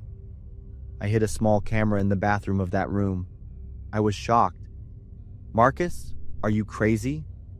"I know, but that girl is too hot. I swear this is just a one-time thing," Marcus said as he quickly worked on his phone. The screen showed a black and white image from the hidden camera. It started with the girl walking into the bathroom. I won't describe the next images. Both Marcus and I watched with great focus. A loud thud sounded. It was followed by a painful scream, then silence. The girl had slipped. We saw it clearly.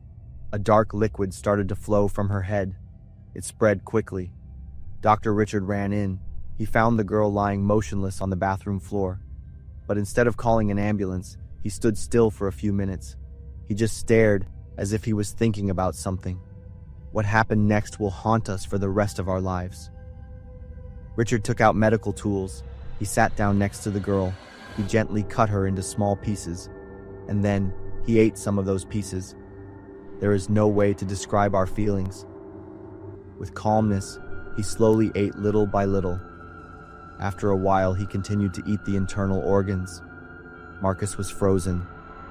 I don't remember how many times I threw up. Finally, I crawled to the phone on the counter to call the police. 2 police officers arrived a few minutes later. After watching the video, they immediately blocked off the room. They also called for backup and a crime scene investigation team. They searched the room with luminol. They found traces of blood under the bathroom floor even though it had been thoroughly cleaned. What was even more surprising was that the remaining body parts were neatly arranged in the refrigerator. The head, with its wide-open eyes, and the golden hair that once impressed me, were now smeared with dried blood. Dr. Morrison was arrested the next morning at his clinic. At the police station, according to the detective doctor, Morrison confessed everything. They had met on an online dating site. On that fateful night, the girl slipped in the bathroom and suffered a head injury, but she didn't die right away. If she had gotten help in time, she could have lived. Dr. Morrison said he panicked. He didn't dare to call 911 because he was afraid his affair would be exposed. That would cause his career, family, and reputation to fall apart. In his desperation, he chose to hide the evidence by getting rid of the body himself in a way no one could have ever imagined, the detective explained to us. After the incident, the Riverside Motel was temporarily closed. Marcus and I were forced to testify in court. Dr. Richard, who was once respected by the whole town, had to go to trial. He was charged with hiding a death and desecrating a corpse. I've never stopped thinking about that blonde woman. Now that I look back, I'm not sure what makes me more uncomfortable, the images of what Richard did, or the fact that I was an accessory to a sick person.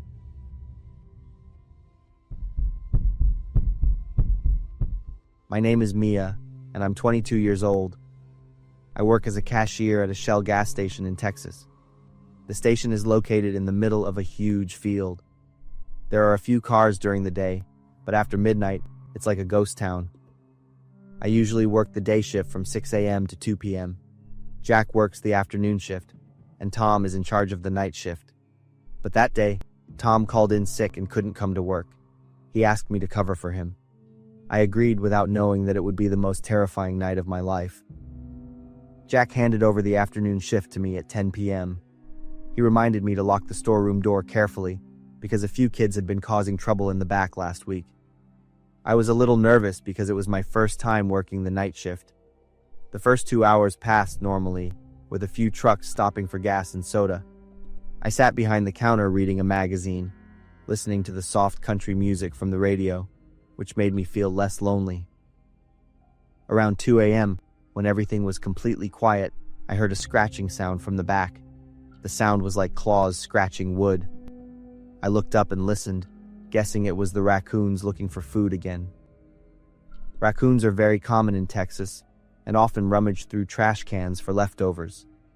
Our gas station is located near the woods, so this happens often. Usually, I just make a loud noise, and they get scared and leave. I yelled to scare them away as usual, but the scratching only stopped for a few seconds and then started again. I was a little nervous because this had never happened before.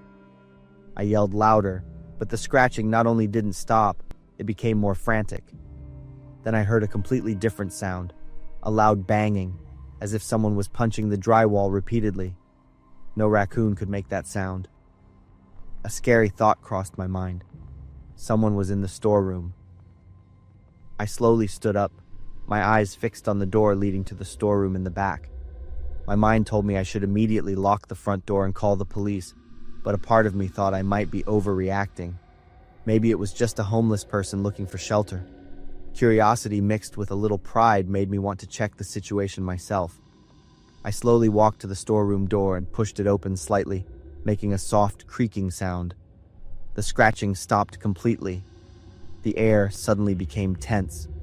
Although I hadn't seen anything inside yet, I already felt a sense of regret. Suddenly, the door burst open.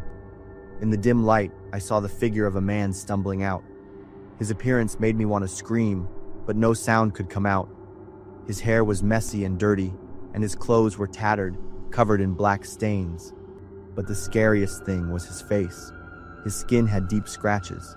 His eyes were wide, and his gaze was wild like a hungry animal. His mouth was wide open, revealing his yellowed teeth. He ran straight at me with insane speed. My survival instinct suddenly kicked in. I turned around and ran straight for the front door, running with all my might. Behind me, he was chasing me. I didn't dare to look back. Suddenly, a police car was parked right in front of the gas station door. 3 police officers were getting out of the car. I ran straight toward them. "Help me! There's a stranger in the storeroom!" I yelled. 2 officers quickly drew their guns and went inside the store. One officer stayed behind to reassure me. "Calm down, we'll take care of it." A driver passing by here called the police. He saw a person acting strangely behind the gas station. From the description, it seemed like he was trying to dig through the wall. Right then, the shouts of the 2 officers rang out. The man was now completely aware of the police's presence, but instead of surrendering, he decided to run. He ran toward the back door of the gas station, trying to escape into the woods behind. The 2 officers immediately chased after him. It didn't take long for them to catch up and restrain him. The intruder's final screams rang out and then sank into silence. "Suspect is in custody," one of the officers reported over his radio. After that terrifying incident, I took a few days off to get my head straight. The owner also called a repairman to patch the hole in the wall behind the storeroom. He also decided to install more security cameras and motion sensor lights around the area. Since that night, there have been no more break-ins at the gas station. I have not agreed to work any night shifts for any reason ever again. It was so lucky that someone noticed in time and called the police. I'm grateful, but also a little sad that I don't know who they are to thank them. There are moments in life when you realize that true evil doesn't have to be supernatural to be terrifying. I learned that on a late August night last year, while working the night shift at a Shell gas station in Greensboro, North Carolina. I'm Carlos, 32 years old. I'm divorced and work the night shift to earn extra money to support my son. This job is usually quiet. Only a few long-haul truckers stop by and some drunk teenagers buy beer late at night. After my divorce, my life was already very subdued, and since I started working the night shift at this gas station, that quietness became even more profound. I even found myself reacting more slowly to every situation. That night, I was sitting behind the counter, looking at my phone. Outside, a light drizzle was falling, creating thin streaks of water on the window. The atmosphere was so quiet that I could hear the buzzing of the fluorescent lights above my head. Then the glass door burst open. A man walked in. He was big and had a disheveled and aggressive appearance. He walked straight to the counter and slammed a $50 bill down. The noise made me jump. He shouted just one word, "Gas!" I was startled and immediately stood up straight. He clenched his hands and stared at me for about 2 seconds. Without saying another word, he turned around and strode out. I put the money away, and a thought popped into my head. Just another punk. Through the glass, I saw him go straight to pump number 4. His car was parked crookedly, not in the right spot. I stood up and walked to the window to watch. At first, I thought I would watch him struggle to open the gas cap or get the nozzle in, but what happened next made me freeze.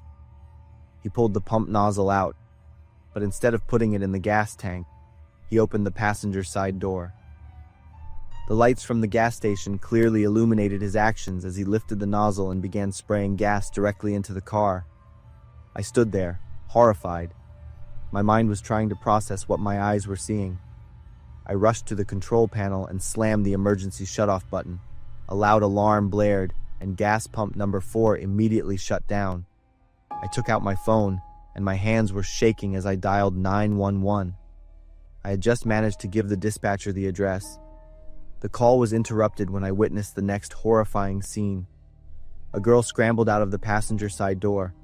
Her body was drenched in gasoline, and she was in a state of extreme panic. She was screaming as she ran toward the highway, each step leaving gasoline trails on the ground. "I need police now. He's doused a girl in gasoline," I yelled into the phone. The next second, the man roared like a wild animal. I quickly threw my phone down and ran to the main door to watch. He threw the pump nozzle down and ran after the girl. Although he was big, he ran terrifyingly fast. In just a few seconds, he caught up to her. The scene in front of me will haunt me for the rest of my life. The man repeatedly kicked the girl brutally. The girl curled up on the ground, trying to shield herself with her small hands. Every kick made me shiver. I couldn't just stand there anymore. I was sure I was no match for that giant of a man. But I had to at least stall him until the police arrived. Otherwise, he would crush that girl. "Stop!" I ran out and yelled, but my voice was weak against his rage. He turned to look at me, his eyes red with hatred. "This bitch is cheating, she's playing me, and I'm gonna let her play with fire," he roared. My heart was pounding in my chest. The smell of gasoline was strong, and just a tiny spark would make this girl ignite instantly like a fireball. I talked to him, trying to reason with him. I tried to make my voice sound calm. "Hey man, calm down, we can talk about this." But he didn't even look at me. Just as he put his hand in his pocket, probably to find a lighter, police sirens blared. A few seconds later, 2 police officers jumped out of their patrol car, tasers ready in their hands. They yelled at the man to stop what he was doing. The man hesitated for a second. Then, like a cornered beast, he charged at the police. The sound of electricity buzzed. His body stiffened and he fell to the ground, convulsing for a few seconds before becoming still. I let out a gasp of relief, my entire body relaxing. Everything was okay now. An ambulance arrived a few minutes later. They quickly provided medical care to the girl. The police took my statement. They praised my courage before they left. But I didn't feel like a hero. The following nights, I worked in a state of extreme tension. Every time a customer walked in, I would watch every movement, every look. I talked to the store owner about installing more security cameras and keeping a baseball bat under the counter. After the incident, I realized that a person's rage can be truly terrifying if it's not stopped in time. Real monsters don't need fangs and claws. Sometimes it's just a normal person controlled by anger. I never thought a regular night shift would turn into a life or death escape. I'm Cassie, and I was 22 at the time, working part-time at a Dollar Tree store on East Main Street. I usually worked the evening shift because the pay was better, and I worked with Amanda. She was 2 years older than me with platinum blonde hair. Amanda was pretty private. She rarely talked about her family, only occasionally mentioning that she had to be independent from an early age. That particular shift, I remember it was around mid-August. I was doing inventory in the home goods section, while Amanda was tidying up the cash register. When the door chime rang, a man walked in. My immediate impression was how incredibly tall he was. He walked straight to the back of the store, turning left into the toy aisle. I assumed he was looking to buy something, so I didn't pay much more attention. A little later, I finished my task and headed towards the front counter. "Where did that customer go?" I asked. Amanda looked up, confused. "Which customer?" When I described the man in the black leather jacket, Amanda looked up from the register, bewildered. "I'm sorry, I didn't notice anyone come in." Just then, a rustling sound came from the aisles. We looked in that direction, then at each other, understanding that the customer was still inside. Browse. We finished our end-of-day tasks while waiting for him. Amanda started counting the cash in the register following the closing procedure, and I went to rearrange items that customers had moved. At 9 p.m., the store was supposed to close. We hadn't heard any more sounds from the aisles. Not sure if the customer was still inside, we decided to check. But strangely, he was nowhere to be found. "Maybe he left when we were busy," Amanda said. This was a bit odd, but not impossible. Perhaps he had slipped out quietly while we were focused on our work. We decided to complete the closing procedure. I continued turning off lights in the remaining sections while Amanda finished counting the money. The store was now only lit by emergency lights and the lights at the checkout counter. As I was in the back of the store, a strange noise came from the direction of the storage room. I stood about 10 yards from the storage room. "Amanda!" I called out, but there was no answer. I waited a few more seconds, but still silence. Thinking it was a mouse or something falling, I walked towards the main area of the store. When I reached the counter, Amanda wasn't there. The chair she had just been sitting in was still warm, and her purse and car keys were still in the drawer. I was a little confused, so I called out loudly, "Amanda, where are you?" My voice echoed in the quiet space. I walked around the store, slowly heading towards the back storage room. As I walked, I called out Amanda's name a few more times, but still no answer. Just then, my phone vibrated in my pocket. I pulled it out, and a message from Amanda appeared on the screen. "Get out of the store now." I froze, incredibly confused. The phone vibrated again. A second message from Amanda. "He went into the back room and tried to attack me. I ran, but he's still in there." My body went numb. All the pieces started clicking into place in my head. That tall man hadn't left the store at all. He had been hiding somewhere, waiting for the right moment when the store was empty and dark. I slowly backed towards the main door, each step feeling like it was weighted with lead, my eyes still fixed on the dark hallway leading to the back. My heart pounded wildly in my chest. Just as I turned to bolt, a loud noise erupted from the back. I spun around, and a tall, dark figure lunged forward.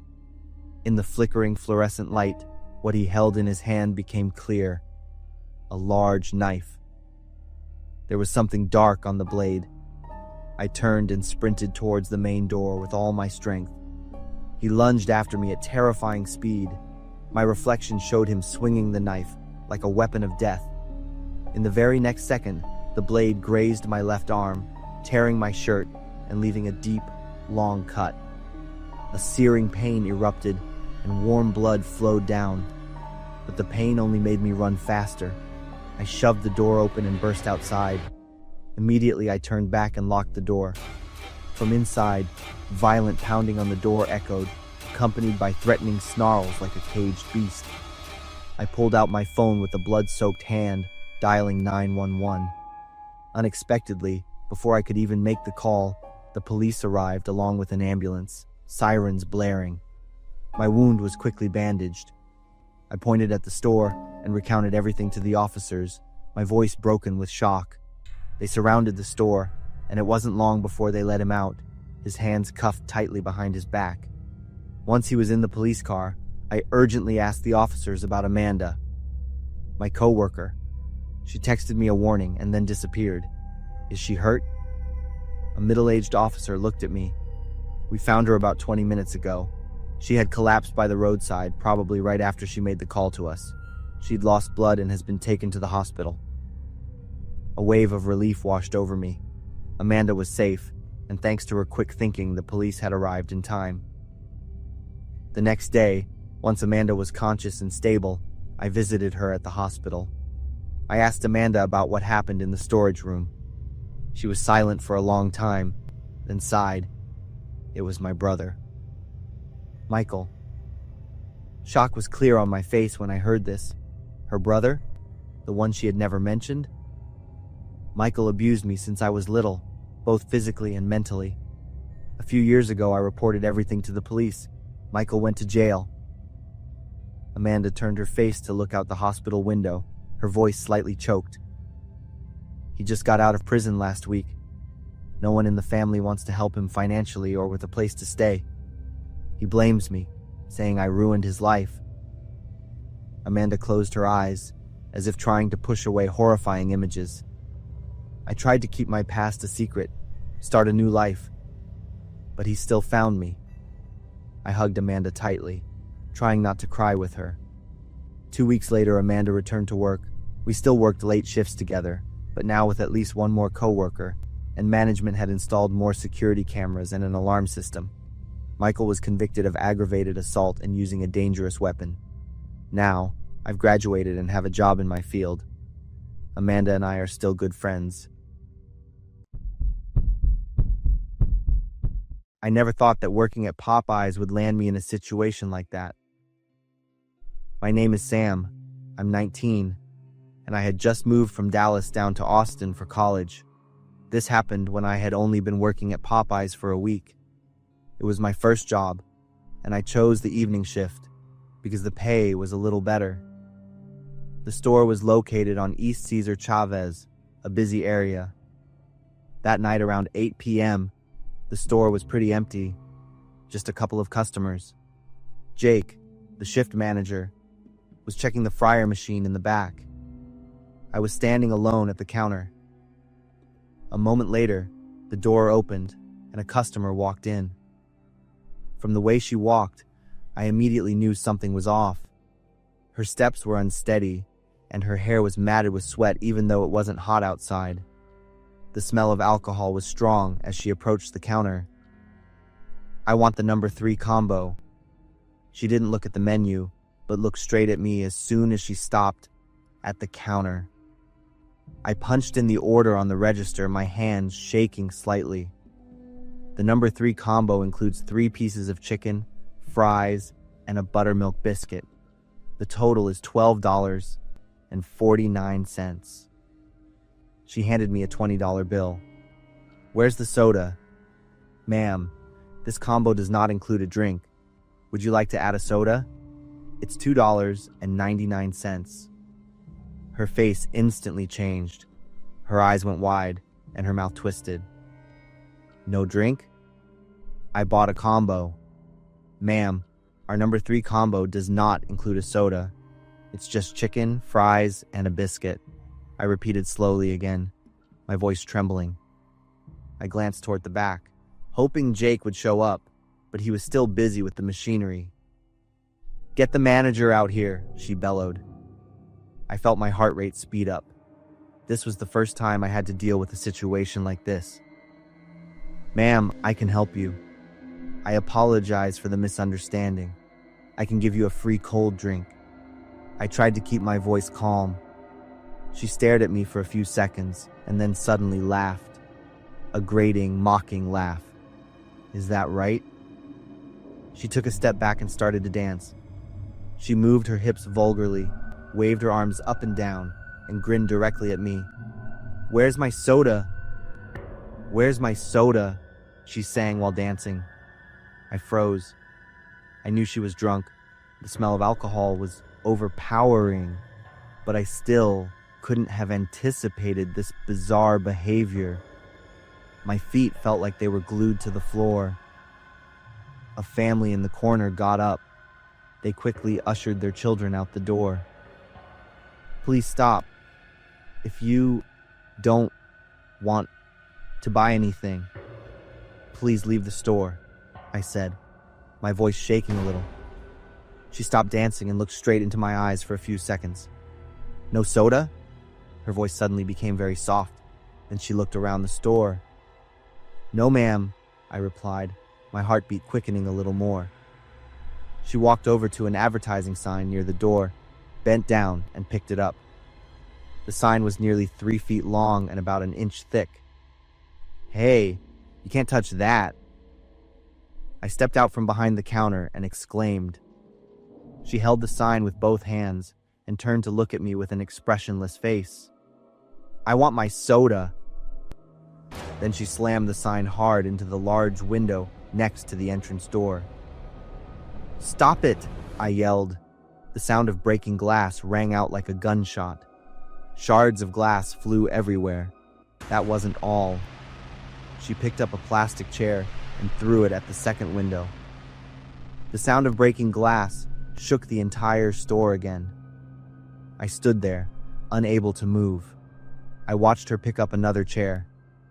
This time, she wasn't looking at the windows anymore. She turned and looked at me with a hostile expression. I still don't have my soda, do I? She said, and started walking toward me. I backed up, my legs numb, unable to run. She got closer, starting to raise the plastic chair high. I'm sorry, I'll give you a free soda, I shrieked. She was about to throw it at me. I put my hands up to cover my face, bracing myself. What is going on here? Jake's voice rang out from the back. He had just run out from the kitchen and saw the chaotic scene. She stopped, turning to look at Jake. In that moment, I retreated behind the counter. Call the police! Immediately, Jake yelled at me. She looked at Jake, then back at me. She threw the chair onto the floor and started to laugh.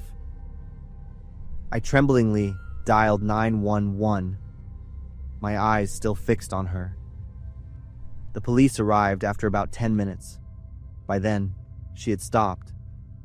They found her sitting on the floor amid the broken glass, holding a large piece of glass in her hand. She did not resist when they handcuffed her. As the police led her away, she turned back, smiled at me, and said, I still didn't get my soda. I felt so scared and helpless that I burst into tears. Later, I learned that her name was Emily. She was a frequent alcoholic and didn't have a stable job. Emily was sentenced to 6 months in jail and had to pay $3,000 for the damages. The store had to close for a few days for repairs. I didn't go back to working the night shift. I found another job at a library downtown.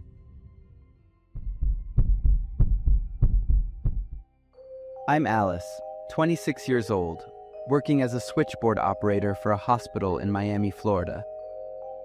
My work is divided into 2 shifts, day shift and night shift. I often sign up to work the night shift because the night shift will have a higher pay. The work is not too difficult, but requires me to apply a lot of knowledge and skills at the same time. I will receive and handle calls to the hospital, provide information about services, support patients and customers, answer questions, and direct them to relevant departments. One evening I was on duty. It was about 11 p.m. I received a call. Hello, how may I help you? I called to ask for guidance on how to help a girl be happy again. It was the voice of a man. I guess he was in his 40s. I was quite surprised by this case, but realized this was not an emergency. Maybe this man is quite meticulous in taking care of his loved ones. I asked him gently. I am very willing, sir. May I ask what your name is? Logan. Yes, Mr. Logan. I wonder if the person you are interested in is your wife or your daughter. She is not my wife or my daughter. We just met 2 hours ago. I already forgot her name. His answer surprised me again, and I was silent for about 3 seconds. I asked him how she was doing. The man was silent for a moment, then spoke in a laughing voice. She seemed very scared. She was crying. She seemed to be shaking. Can I talk to her, sir? The man immediately refused when he heard my suggestion. He said he wanted to take care of that girl himself. I patiently continued the conversation with a bad feeling about this man. I hastily asked for the man's current address. He laughed. Let me think for a moment. There are so many people here, so many. They are all lying quietly at my feet. I remained silent at Logan's confusing answer. He suddenly laughed, said he was just joking and read the address to me. Working very quickly on the computer, I realized it was an area near the cemetery, about 20 kilometers from the hospital. Suddenly, a girl's moans rang out from the other end of the line. I listened attentively. The moans seemed to come out while being gagged. "Is something wrong, sir?" Oh, no. My girl is a bit resistant. I don't like this at all. I heard a punch or something. I'm sure it was the sound of force being applied to the human body. I was very confused with all the inferences. That man spoke up. She's better now, but she's looking at me with angry eyes. I try to reassure myself and do my job properly. "Mr. Logan, please let me speak to..." Before I could finish my sentence, a painful sound rang out very clearly. Next was some sticky sound. My heart beat fast. I felt scared and creepy with my own speculations. On the other end of the line, a creepy laugh rang out. She didn't look at me anymore, nor did she protest. She was sleeping on the floor. I didn't answer anymore. My hands worked quickly on the computer. I quickly dispatched the ambulance and police car to the location the man named Logan had provided. After nearly 20 minutes, police cars and ambulances arrived at the location I identified. It is the guard building of a local cemetery. After calling loudly and no one responded, the police immediately rushed in. The scene inside the room made all the police and medical staff present there freeze. On the floor is the intact body of the female guard. All of her toes and fingers were severed. Blood splattered all over the walls, floors, tables, and chairs. She lost both eyes. The mouth was sewn tightly shut. The clothes have many rough cuts. All cameras in the cemetery were stolen. 2 surveillance computer screens were also smashed. The police also could not collect any further evidence to investigate the man named Logan. The following days, I was filled with regret. I should have called the police sooner when I noticed something unusual. I heard the entire process of that pervert murdering the female security guard without being able to save her. Police are still actively looking for information about Logan. I'm also not sure if the name he called himself is accurate or not. About a week later, I'm also on night shift. On duty that day, there were many accidents and emergencies. My mind was extremely stressed. I had just rested a bit. At around 12 o'clock, the phone rang again. I regained my composure and answered the phone with a professional attitude. The other end of the line was silent for a moment, then spoke. Do you remember me? I immediately fell into panic because I immediately recognized that voice as Logan's. Before I could react, he continued to haunt me. He accurately described my physical characteristics and the clothes I was wearing. Even scarier was the mole on the back of my neck, which he could also see. I stood up in fear and looked around the office. Logan's loud laughter rang out from the phone. The perverted and disgusting voice made my limbs weak. Do you want to spend a memorable night with me?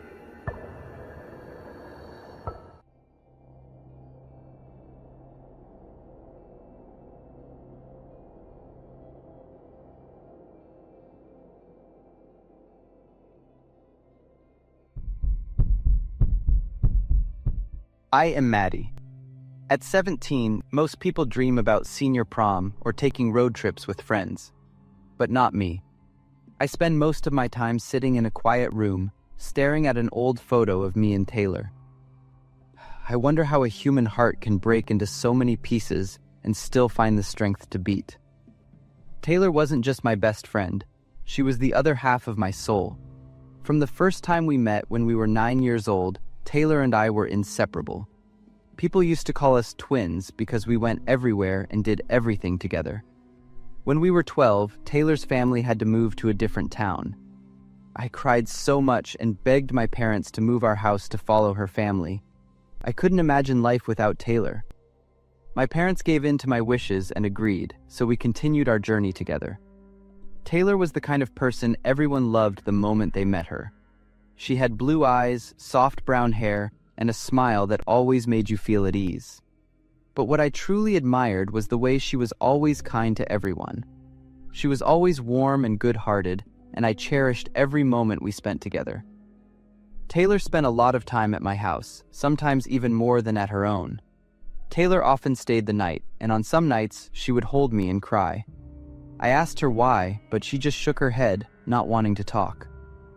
Once, past midnight, Taylor unexpectedly knocked on my door with terror in her eyes, saying she needed to stay over. I never refused. I just held her and tried to make her feel safe. I knew something bad must have been happening. One day, Taylor showed me an Instagram account. The name was Brad Wright. The profile showed a perfect man, a sharp jawline, stunning blue eyes, broad shoulders, and a very confident vibe. Brad messaged her constantly, always starting conversations and complimenting Taylor. What stood out was Brad's patience, waiting for a response from Taylor even though it had been 3 weeks with no luck. Taylor laughed and said it was just for fun, but I could see she was flustered every time he was mentioned. Brad even said he lived in the same town as us, so I told Taylor to consider meeting him. A perfect guy like that was worth talking to, right? But then, Taylor disappeared. I couldn't believe it.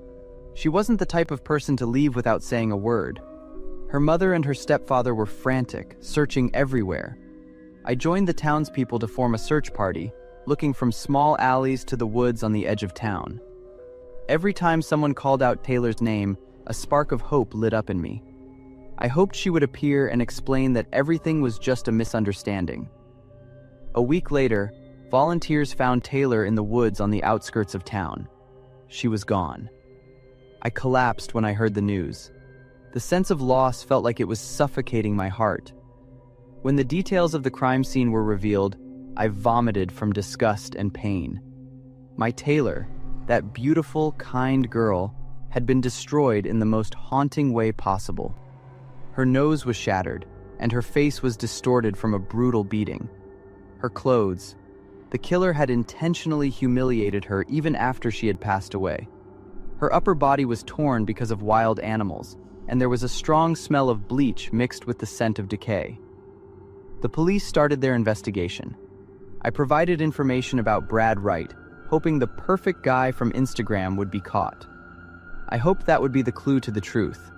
But when the truth came out, it was even more sickening than death. The Brad Wright account didn't exist. The pictures were fake. The person behind those sweet messages, the one who patiently waited for Taylor for weeks, the one who lured her into the woods to commit that monstrous act, was Taylor's stepfather. I felt a double betrayal, losing my best friend and realizing the killer was someone we trusted. Taylor's stepfather was actually just her mother's boyfriend, as they had only known each other for a few months. He had a scary appearance, but his sincere gestures and words had made me think differently. Taylor had run to me for safety, but I didn't fully understand what she was trying to hide. That sick and depraved stepfather was sentenced to life in prison, but my Taylor will never come back. Pain and anger fill me, but the only thing I can do is tell her story. I want to make sure no one else has to experience the pain Taylor endured. Taylor will forever be the most beautiful part of my youth, and I will always remember her. Her story will not be forgotten. This story is based on the tragic true crime case of a young woman named Justice Marie Garrett, which took place in April 2018. The perpetrator was Robert Bobby Kern. He claimed to be Justice's stepfather, but he was actually just her mother's boyfriend. Their relationship had not been going on for very long at the time. According to her best friend Rochelle, Justice often avoided going home. Instead, she stayed overnight at Rochelle's house as much as possible. Both Justice and Rochelle were deeply intimidated by Kern. His scary appearance and behavior made them feel uneasy every time they saw him. On the day she went missing, the predator claimed he was driving Justice to school. In reality, this was a trap. He had planned the ride so he could carry out a depraved and violent attack on her. This story highlights a serious and ongoing issue in society regarding the hidden dangers young women face. It serves as a reminder that sometimes the people closest to a family can be the most dangerous and difficult criminals to stop. Before we continue, I just want to say thank you. MHS crossed over 10,000 subscribers in 2025, and that's all because of you. Every single view, like, and share means the world to me. From the bottom of my heart, thank you. This year, we're setting our sights on 50,000 in 2026. So if you enjoy these videos and haven't subscribed yet, now's the perfect time. Hit that button, join the community, let's grow this together. Now, back to the stories. My name is Robert, and I live in a small town in Georgia. This story happened back in 2012. I was 22 at the time, fresh out of community college and working part-time at a tire shop in Mayfield Hollow. I had two best friends, Kyle Morgan and Sean Turner. Kyle was the kind of guy who commanded the room the second he walked in. He was reckless, impulsive, always had some get-rich-quick scheme, and possessed an irresistible charm. Sean, on the other hand, was the calmest person I ever knew. He was the anchor that kept our friendship from drifting away into Kyle's crazy ideas. That February, we decided to spend a weekend fishing on the Apalachicola River. Kyle excitedly bragged that he had borrowed an aluminum fishing boat, but when he showed up with it, the thing was shockingly old and beat up. Kyle was at the helm, constantly cracking jokes about creepy creatures lurking in the dark water and the bodies of drowned people that were never found. Sean's face went pale listening to those stories, but Kyle didn't care. He just kept driving the boat in circles around the brush, looking for the perfect fishing spot. 3 hours passed without a single bite. Kyle started getting cranky. He began driving aggressively, revving the engine and making sharp turns to churn up the water. And then, the nightmare happened. The boat tilted hard. Sean lost his balance and tumbled into the river. At first, I thought it was just a typical fall, but then Sean started screaming that he didn't know how to swim. I quickly turned to Kyle, waiting for him to react. In that split second, Kyle's face froze. It was an expression of total emptiness, a coldness that sent shivers down my spine. Then he acted. He revved the engine and turned the boat back toward Sean, but he went too fast. The side of the boat slammed into Sean's head with a sickening crack, and he sank instantly. We both jumped into the water immediately, diving into the murky depths to find him, but it was hopeless. The river was like a black curtain. We couldn't see a thing. It took 3 days for the dive team to find Sean's body. He had drifted miles downstream. Kyle told the police it was a tragic accident caused by a lapse in judgment while driving the boat. He was sentenced to 2 years in prison for involuntary manslaughter. During that time, I tried to convince myself that Kyle was just a careless guy, that the coldness I saw on his face was just a figment of my panicked imagination. But when Kyle got out of prison, things took a much darker turn. He contacted me, his voice still full of that high energy. He said he wanted things to go back to the way they were because I was his only friend left. We met up. At first, everything seemed normal. But then Kyle started asking me to go to strange places, remote trails deep in the woods or abandoned hunting cabins miles from anyone. Every time we were out there, he would say things that made my blood run cold. Kyle talked about how easy it would be to make someone disappear in a place like that. If someone screamed in these woods, not a single soul would hear them, he'd say. I tried to laugh it off, thinking it was just a twisted joke.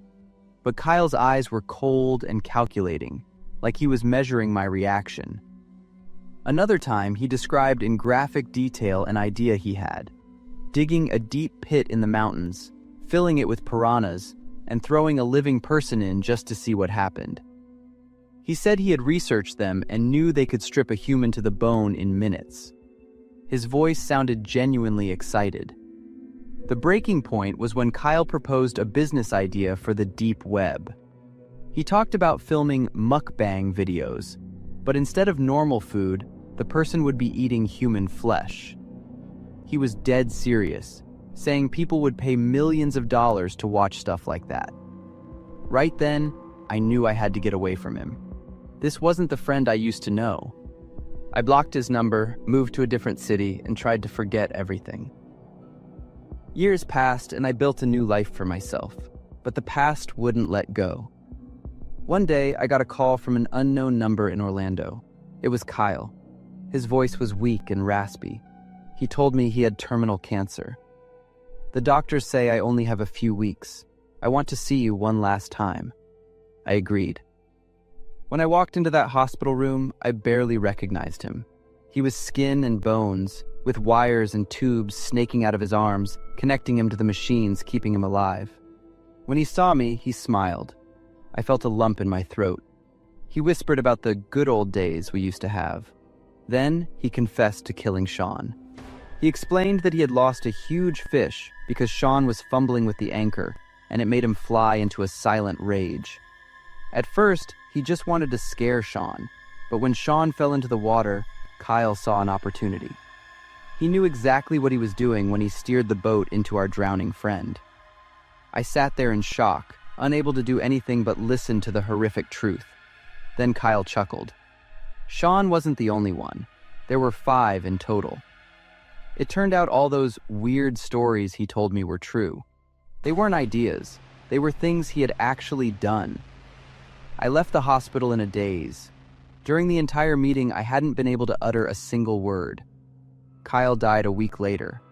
I didn't go to the funeral, and I didn't send flowers. Many years have gone by, but every night I still wonder, how much of a dying man's confession is the truth? Was Kyle Morgan a real serial killer, or just a psychopath who wanted to plant one last seed of terror in the heart of the only friend he had left? I don't know, and honestly, I don't think I want to.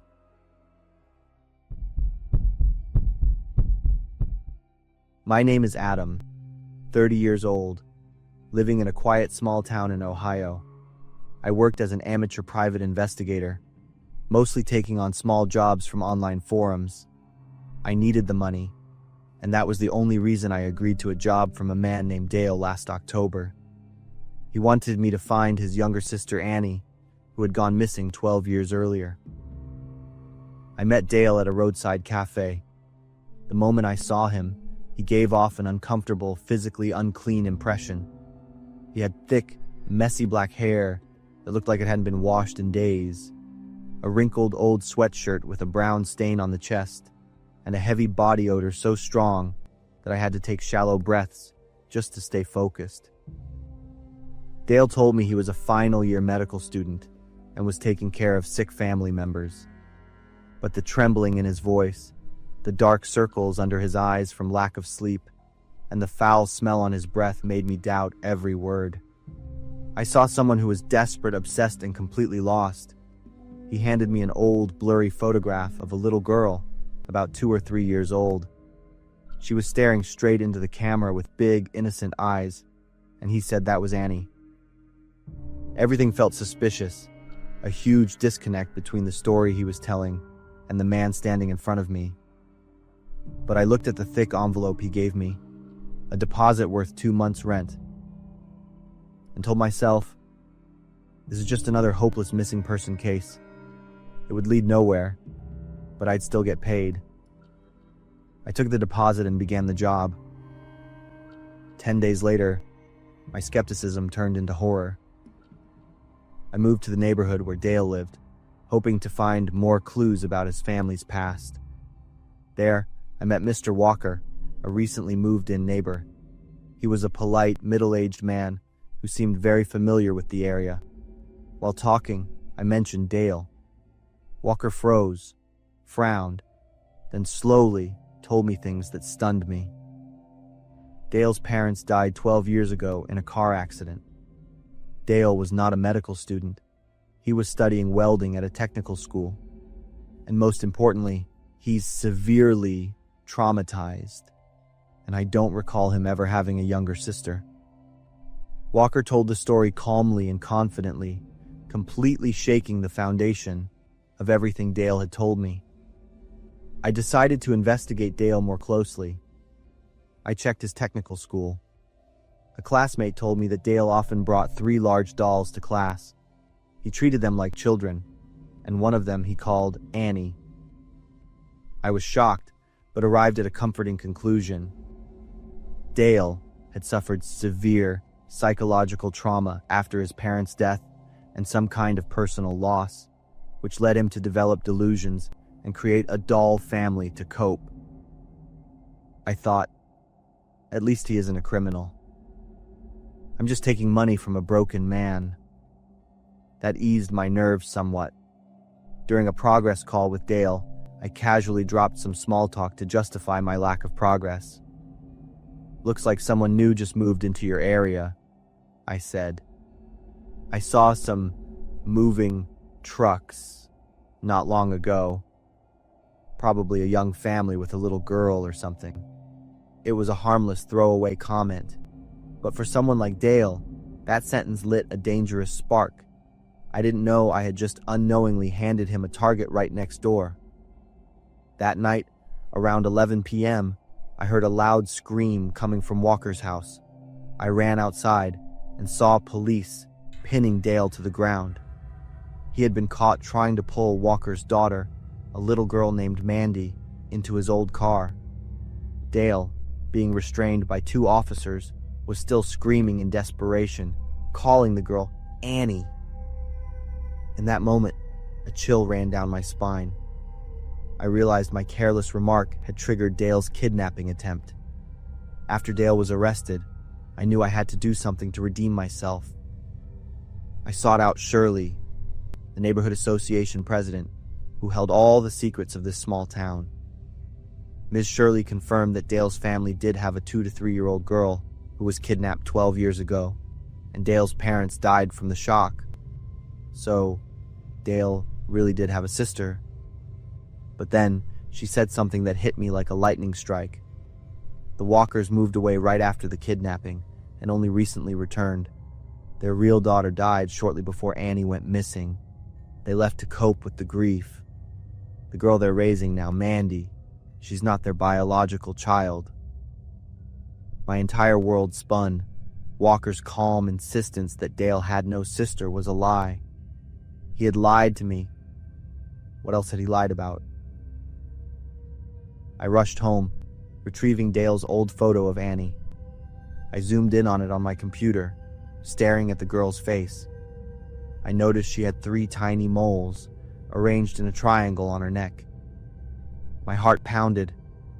I drove straight to Mandy's school. I stood at the gate, waiting. When little Mandy walked out, I watched closely. Exactly those 3 moles, arranged in a triangle. I stood frozen in shock. So Mandy was Annie. The Walker family were the kidnappers. I started piecing everything together. The Walkers' real daughter died 12 years ago. The Walkers kidnapped Annie, renamed her Mandy, and raised her as their own daughter to fill the void of their loss. I found the final answer in the secluded outskirts where the old town cemetery lay. In a hidden corner, I found a small, well-cared-for grave with an old stone angel statue. The grave belonged to Mandy Walker, died 12 years ago. That was undeniable proof of their motive. Why did Walker return? Most likely, after 12 years they thought things had settled down, and they returned so Annie, now Mandy, could live near the fake grave they created. I immediately handed over all the information and evidence to the police. Dale, a damaged young man labeled by the community as a delusional doll fanatic, was arrested for kidnapping. But in reality, he was trying to rescue his true little sister. The kidnapping case from 12 years ago and the Walkers' horrifying cover-up were exposed, all because a brother never gave up on his sister.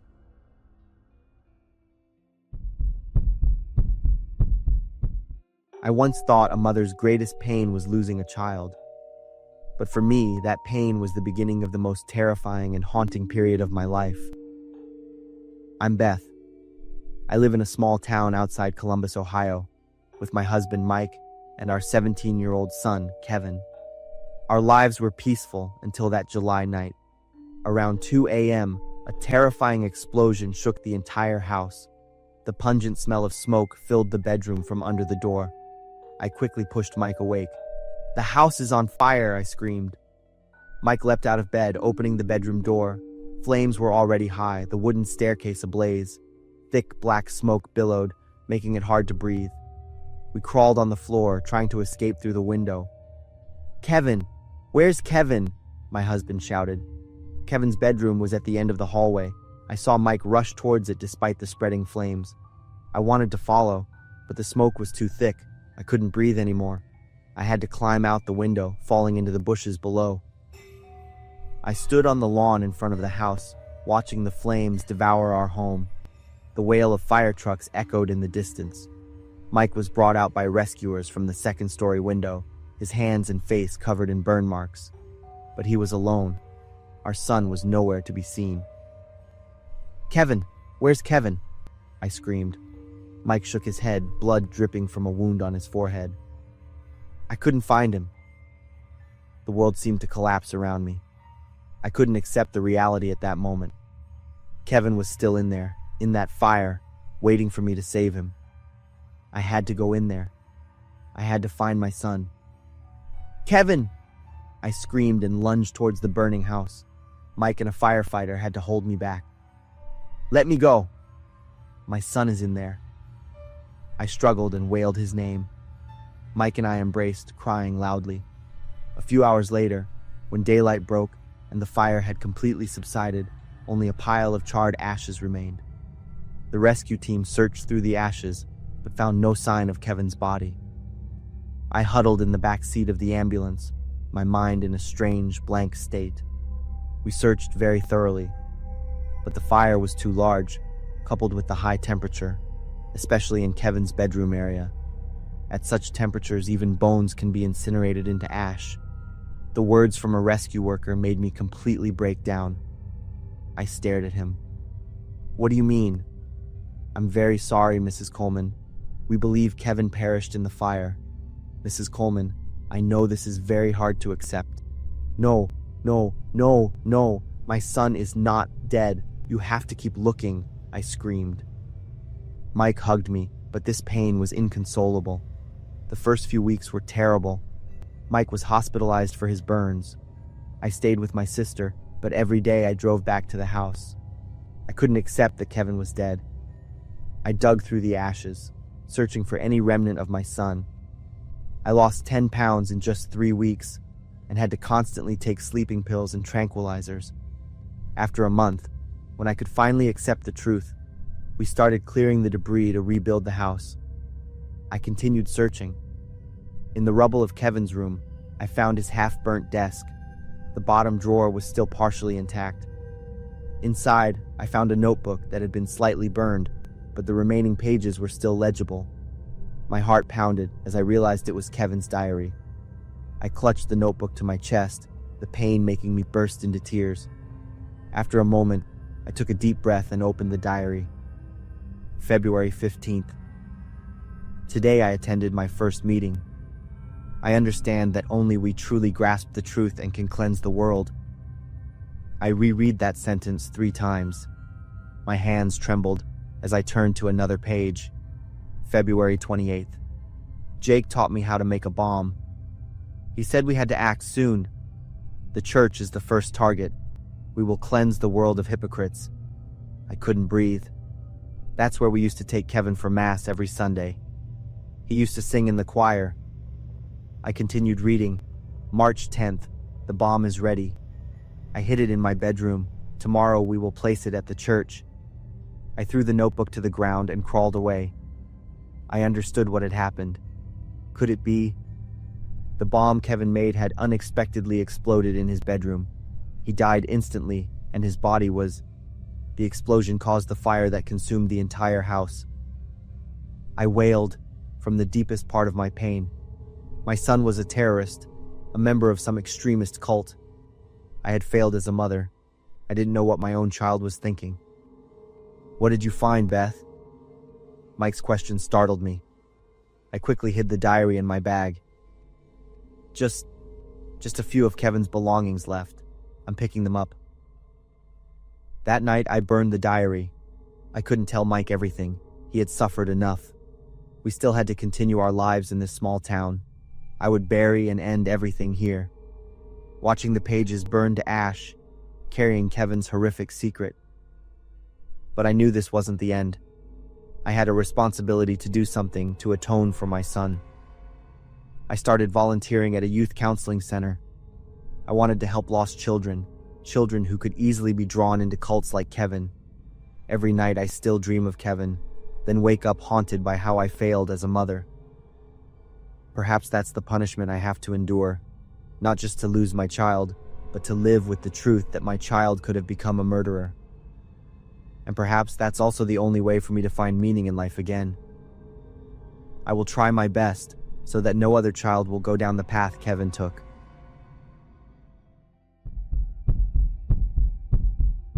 Some sounds just bring back the past, no matter how hard you try to forget. The sound I fear and am most haunted by is the chirping of cicadas. It reminds me of a horrifying summer 13 years ago. I was 12 then, living with my parents in a small town in the San Joaquin Valley, California. Summer days there were hot and quiet, with only the incessant chirping of cicadas echoing from the old eucalyptus trees. Next to our house lived Mrs. Morris. She was around 60, with thinning gray hair. She lived alone in a small house at the end of the street. At first, I didn't pay much attention to Mrs. Morris. She was just a quiet old neighbor I occasionally saw watering her garden in the early morning. But gradually I started noticing strange things. One night, I woke up thirsty. Through my bedroom window, I accidentally saw Mrs. Morris standing in the middle of her yard in the shadow of the moonlight. She was whispering something. No one else was around. A few other nights, the scene repeated. Mrs. Morris wandered in her yard with empty eyes, muttering sentences I couldn't clearly hear. Sometimes she would stop, her head tilted to one side, as if listening for someone to reply. Then she would nod and continue whispering. I was scared but didn't tell my parents, choosing instead to close my window tightly and draw the curtains forever. As time passed, I gradually forgot about her strange behavior. Mrs. Morris never seemed to do anything harmful anyway. Aside from the strange neighbor, life in my family's neighborhood was very peaceful. Our house was near a paved road that gently sloped downhill. Every afternoon, I would take my rollerblades to that slope to skate. It was my favorite part of the day. At the bottom of the slope, there was a large moss-green truck parked on the side of the road. The truck was old, its paint peeling in many places, and its bed covered with a dark blue tarp. I usually rollerbladed down to it and then back up, repeating until I was tired. That fateful afternoon, I decided to try rollerblading down the slope as fast as I could. My mom had warned me many times about going too fast, but I never listened. The asphalt was scorching hot under my rollerblade wheels. The warm wind blew through my hair as I sped down the hill. I felt free and exhilarated, until I saw a small dog run across the road right in front of me. I braked hard, losing my balance. Realizing I was about to fall, I could only squeeze my eyes shut and scream.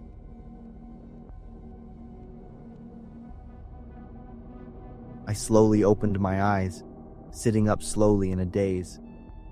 Then I was startled to realize I was underneath the truck. The smell of oil and rubber mixed together made the air incredibly suffocating.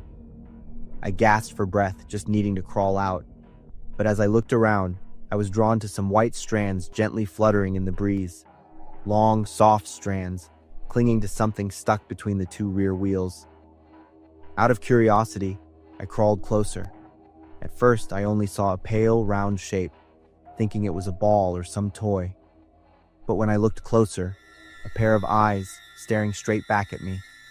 Below them was a nose, one side completely mangled, a wide-open mouth with the tongue lolling out. My entire body froze, my mouth dry, scared but unable to tear my eyes away from that face.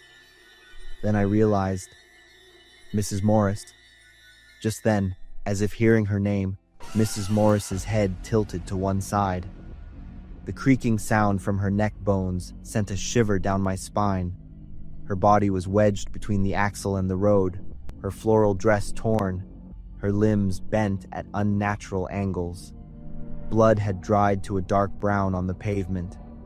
I screamed and crawled out from under the truck as fast as I could. My whole body was shaking uncontrollably when I got home, my heart pounding as if it would explode. "Mom! Dad!" I yelled as I burst into the house. Mrs. Morris ... My mom looked worried, seeing my panicked state. "What's wrong, sweetie?" "Under the truck. Mrs. Morris is under the truck," I cried, trying to explain. My dad ran outside. A few minutes later, he returned with a pale face and immediately called the police. The police arrived, cordoned off the scene, and removed Mrs. Morris's body. They asked for basic information and instructed everyone not to approach the area. A few days later, the investigation results were released in the local newspaper. According to the report, Mrs. Morris had been suffering from severe insomnia and depression for many years. Inside her home, police found many empty pill bottles and disorganized notes. The autopsy results showed an unusually high concentration of sleeping pills in her blood. The police concluded, on the night of the accident, Mrs. Morris was sleepless and wandering around in a dazed state. A neighbor's camera recorded Mrs. Morris wandering the night the accident happened. Police analyzed the camera footage and concluded that Mrs. Morris was very likely in a dazed state and lay down under Mr. James's car without realizing it. As for Mr. James, he testified that on the night of the accident, he received a complaint from a resident on the street about his car blocking part of a pathway. He went back to his car to move it forward a bit. While driving, he felt a slight bump, but he dismissed it, thinking it was just a rock or a branch. He was not prosecuted, as this was deemed a tragic accident with no signs of negligence. I never rollerbladed on that slope again. My family moved when I was 17. Mrs. Morris's house is still there, abandoned with boarded-up windows. And on hot summer nights, when I hear the cicadas chirping, I still remember the pungent smell of engine oil from under the truck. Most horrifyingly, every narrow gap makes me see Mrs. Morris's distorted face and long gray hair. Looking back now, I understand that those times I saw Mrs. Morris wandering at night and whispering to herself were signs of the psychological illness she was enduring. Perhaps she struggled with insomnia and loneliness for years, until it led to that tragic end.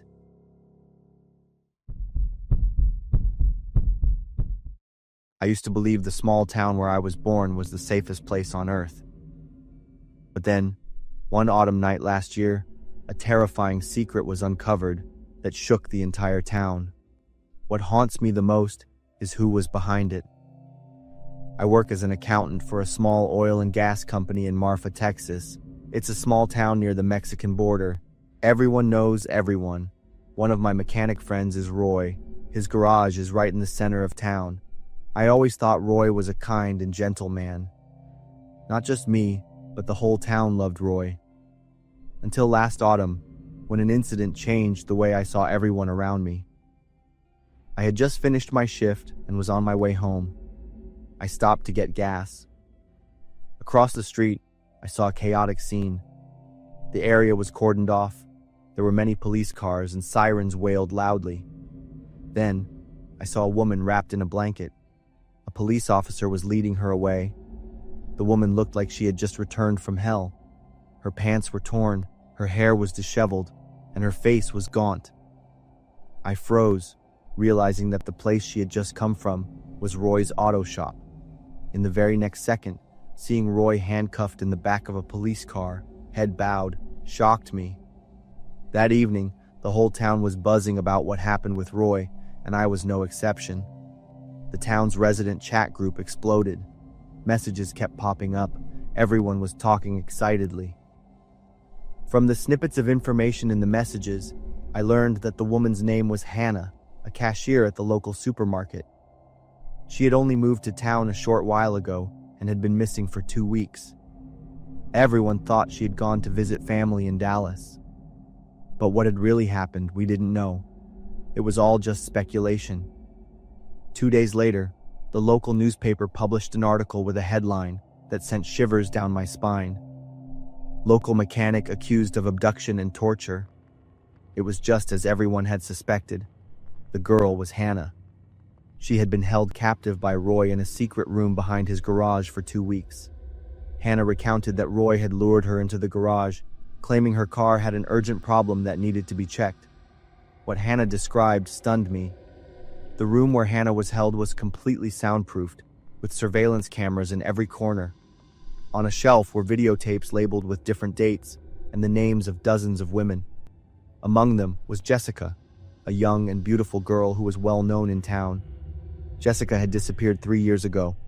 Everyone thought Jessica had left town to pursue her acting dream in Austin. But now we knew the truth. The police also found a notebook belonging to Roy that detailed everyone's habits. He knew their exact work hours when they came home, when they went shopping. Roy even recorded private conversations he had overheard. But that was only half of the horror, because those were the victims Roy had successfully executed his plan on.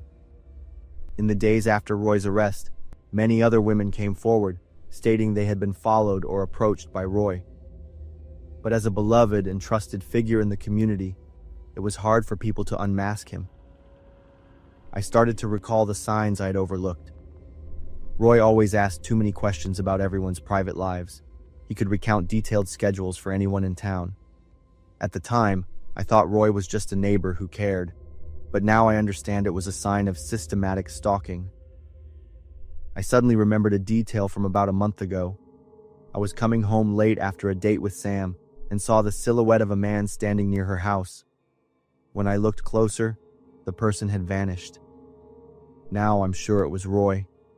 It's terrifying that Roy had lived among us for years, receiving absolute respect and trust. The trial took place 6 months later, with many town residents and Roy's would-be victims present. He sat silently throughout the proceedings, showing no emotion. When his lawyer asked why he did those things, Roy simply said, "I wanted to understand them." He offered no complex defenses or explanations. Roy's statement silenced the entire courtroom. He didn't see women as human beings, but merely as subjects to study and control. Hannah left town right after the trial. Roy was sentenced to 25 years. His garage was demolished a month later. Now, it's just a gravel lot with weeds growing on it. The town of Marfa is not the same anymore. People have become more vigilant. Casual conversations on the streets have become less frequent. Sometimes the most dangerous person isn't a stranger in the dark, but the neighbor with a friendly smile. I learned that intuition never lies. If something makes you feel uncomfortable about a person, no matter how small, listen to it. Because sometimes the smallest details are signs of something far more dangerous. My name is Alex. I grew up in the quiet town of Ardmore, Pennsylvania. There wasn't much to do there, so finding something fun was always a challenge. When I was in high school, my 3 friends and I often snuck into old abandoned buildings to explore. It was something we loved to do. It wasn't until many years later that I realized that urban exploration is actually a pretty common thing. There was an abandoned church in town that we had visited a few times before. It was creepy, but it was our go-to spot whenever we were looking for a thrill late at night. One chilly fall evening, the air was cool and crisp. We decided to visit the church and have a few drinks inside. The church was behind an 8-foot-high chain-link fence, so we had to climb over it. All of the doors were boarded up, so we always had to enter through a side window. When we got inside, the first thing we noticed was that the floor was strange. The first floor was just dirt, like someone had removed all of the floorboards a long time ago. It left a deep hole in the middle with concrete steps leading down to the basement. We always hung out in that basement. The basement had 3 rooms, but only one had a door.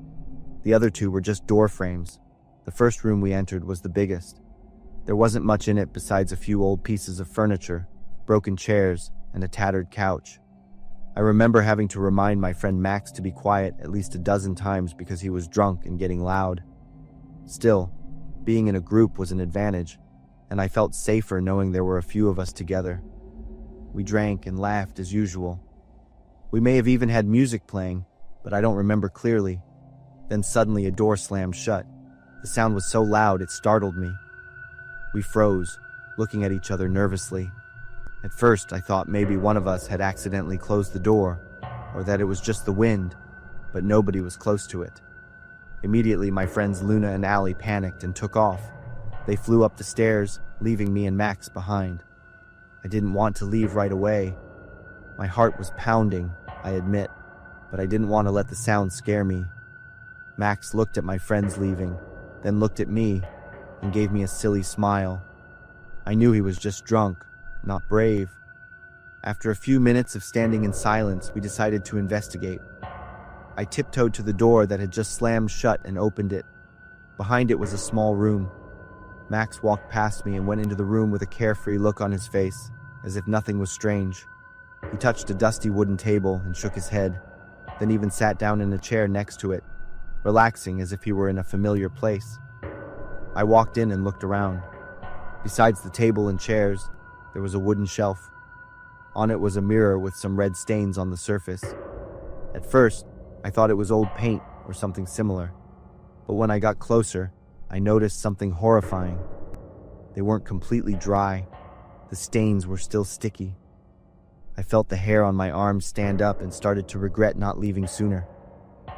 Clearly, someone or something had been in this room recently. Then, I saw an old photo on the shelf. It was a black and white picture of a woman in a wedding dress. I backed away, and just as I turned, I heard another sound. This time it wasn't a door. It was coming from one of the other rooms, the big room in the basement that we had just left. At this point, I decided it was time to leave. I quickly grabbed our stuff and pulled Max out of there as fast as I could. He was just a body moving, but his mind was asleep, and it took a lot of effort to pull him. I took a deep breath and slapped Max hard to get him to wake up. Then I pushed him to go first. Luna and Allie were still outside waiting for us. When I climbed over the fence and put my feet on the sidewalk, none of us said a word. Before we left, I looked back, and I swear I saw a person's silhouette standing in the open window frame. I still pray that, by some small chance, my mind was playing tricks on me, but I'll never know for sure. I never went back to that church again. Many years later, I went back and found that the church had been completely demolished. I still can't find an explanation for what happened that night. I'm glad my friends were there to witness it with me.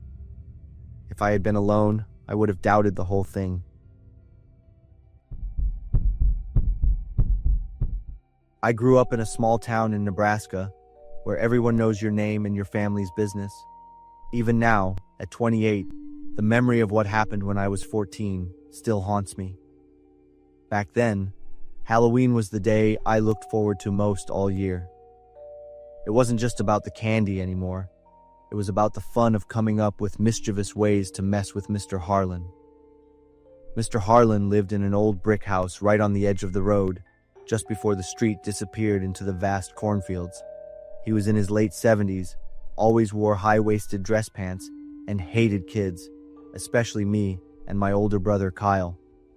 Every Halloween, teasing him became a favorite job for us. I remember most of the things we did. In 5th grade, we toilet papered his whole front porch. In 6th grade, we put a fake snake in his mailbox. By 8th grade, we were putting severed rubber arms in his yard, setting off stink bombs under his window, and Kyle even rigged a speaker to play random screams from the bushes. Every time he was messed with, Mr. Harlan would rush out with his flashlight and scream threats. But nothing ever happened. He never called our parents or the police, just mumbled something about getting us back. We thought he was just talk. That year, Halloween fell on a Saturday and it was warm, which was perfect for staying out late. Kyle and I had been planning our grand finale of pranks for weeks, but as we walked past Mr. Harlan's house at sunset, we noticed something weird. Paper skeletons taped to the windows, an inflatable pumpkin in the yard, twinkling lights on the porch. It looked cheap, like someone had just bought a Halloween kit and thrown everything up at once. But the notable thing was, Mr. Harlan never decorated. Kyle nudged me and said, "He's trying to outdo us. We can't let him win."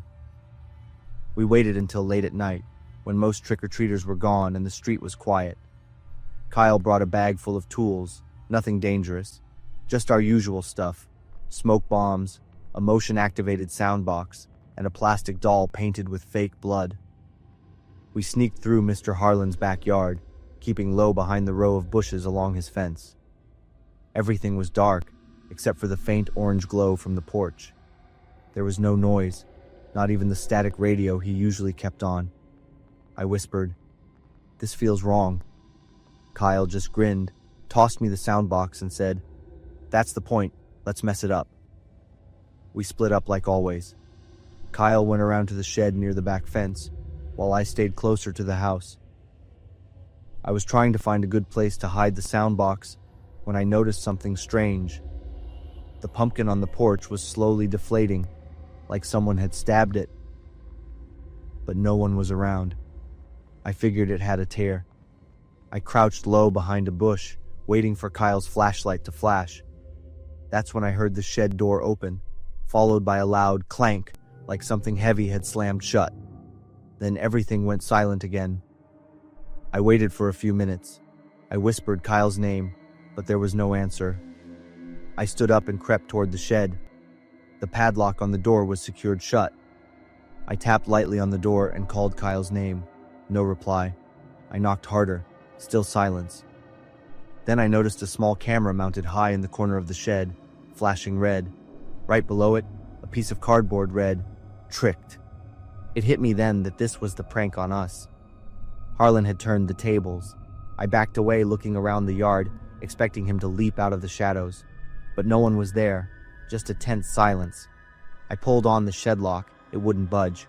I tried to smash it with a rock, but it only made a useless clanking sound. From inside, I thought I heard a faint noise, like Kyle was muffled or trying to move. Panic started to spread through my body. I ran back out to the street. I stood frozen under the streetlight. I had two choices: go get help, which meant waking up my parents or the cops and having to admit we had been harassing Harlan, or go back and save Kyle before dawn. I stood there looking at the dark house, the creepy feeling sinking in as I realized we were in too deep, way past what we had ever imagined. I decided I couldn't leave Kyle. I ran back, heart pounding. I used the screwdriver to pry the hinge bolts from the outside. It took forever, but I finally got it open. Kyle was sitting on the floor, pale, with his knees pulled up to his chest. Inside the shed, dozens of photos were taped all over the walls. Astonishingly, they were all pictures of my brother and me over the years. Us in our costumes, walking past his house, even some taken secretly through our bedroom windows. Harlan hadn't hurt Kyle. He had just locked him in, surrounded by the photos. That was Harlan's message. I've been watching, letting everything build up, and this is your punishment. We didn't say anything. We just ran. Since that night, we never set foot near Harlan's house again. He didn't call the police, nor did he ever mention it again. I never forgot that evening. We ran home like crazy, Kyle gasping for breath, and me shaking and speechless. That night, we lay still in our room, unable to sleep, and for the first time, I saw my brother cry. Kyle whispered, "We went too far, didn't we?" I nodded, the guilt feeling like a rock in my chest. I realized all the mischief we had done wasn't harmless kid stuff anymore. We had been hurting and messing with a lonely old man's life for years, just to satisfy our own thrill. Kyle and I decided to stop and apologize. We wrote a letter, leaving it on Mr. Harlan's doorstep. "We're sorry for everything. We won't do it again." Mr. Harlan didn't reply, but from then on, every Halloween he decorated his house as usual, and we just quietly walked past.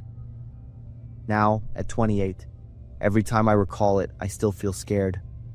The fear isn't from Mr. Harlan, but because of my own carelessness and impulsiveness back then.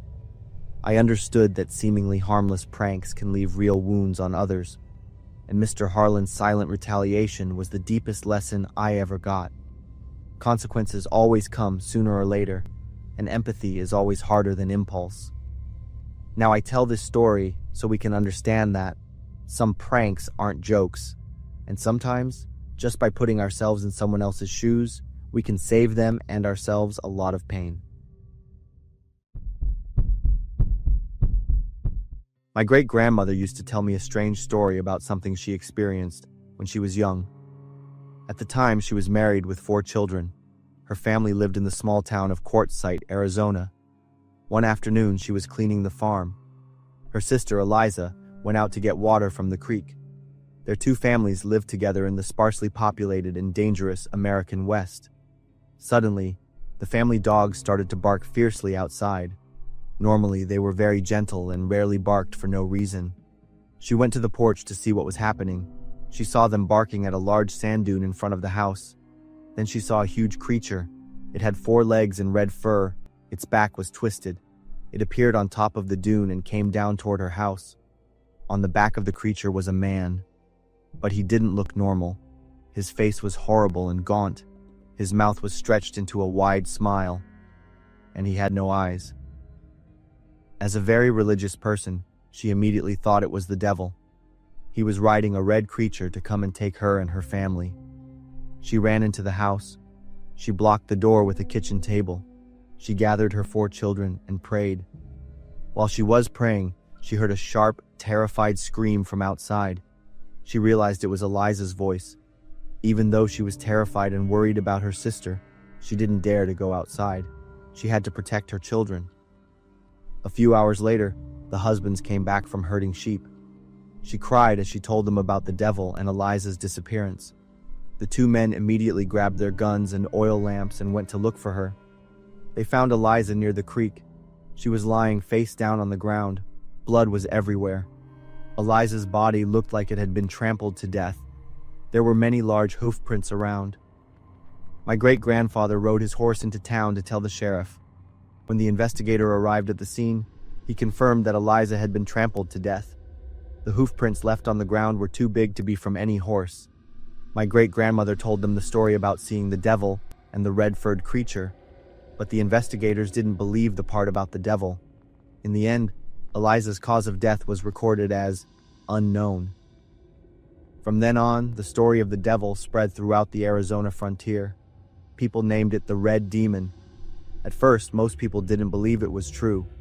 They thought it was just a rumor or an exaggeration.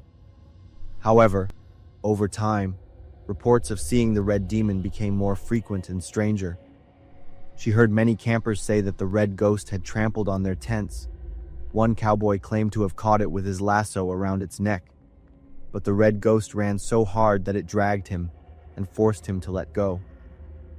After Eliza's death, she looked out the window one day and saw the Red Demon standing in her turnip garden. My great-grandfather decided he would shoot it dead if he had the chance. After many days of waiting, they saw the red ghost once again. My great-grandfather immediately grabbed his rifle and fired shot after shot at the red ghost until it fell. When they ran out to check, they realized that all the stories about this creature were wrong. The creature was not a monster. It was a camel. It had red fur, a long neck, and a hump on its back. The rider was not the devil. It was the decomposing corpse of a man. The flesh and eyes had rotted off his face. This made him look like he had no eyes and had a wide smile. They didn't know who the man was. They also didn't know how he died. The strange thing was that even though he was dead, his body was still sitting upright on the camel's back. He never fell off. This is what created the scary image of a devil. It wasn't until many years later that people started to understand the truth. The U.S. Army had brought camels to the west from the Mediterranean region to transport goods across the desert. But the U.S. Army was not familiar with how to care for and manage them. The outbreak of the Civil War also caused the project to be abandoned. The camels were either released or sold. Some still existed in the wild in the American Southwest desert. For the people of Arizona at the time, who had never seen these animals outside of books, it was not surprising that they mistook a camel for a monster. My great-grandmother said that from that day on, she no longer believed that all scary things came from hell. Sometimes, it's people and forgetfulness that create the most terrifying ghosts. She lived the rest of her life with regret for not running out when she heard her sister scream. But deep down, she still believed she had done the right thing to protect her children. And every time she retold the story, she would look far away and say softly, "There are some things that look like a devil, but are really just the consequence of a quiet, lonely death in the desert." One August afternoon last year, all it took was a faint knocking sound from an abandoned house to shatter all my beliefs. The perpetrator of the most brutal crime was the person I trusted the most. I'm Elton, the police chief of Sedona, Arizona. For over 15 years of serving here, I've always been proud of this small community. Everyone knows and trusts each other, and the most serious crimes are just land disputes or assaults from drunken fights. That afternoon, I received a call from a family who had just moved into the neighborhood. The woman's voice was filled with anxiety, saying there were strange noises coming from the abandoned house behind their home. The sound was like someone knocking on a wall. I drove my patrol car there. The abandoned house had been there for a long time.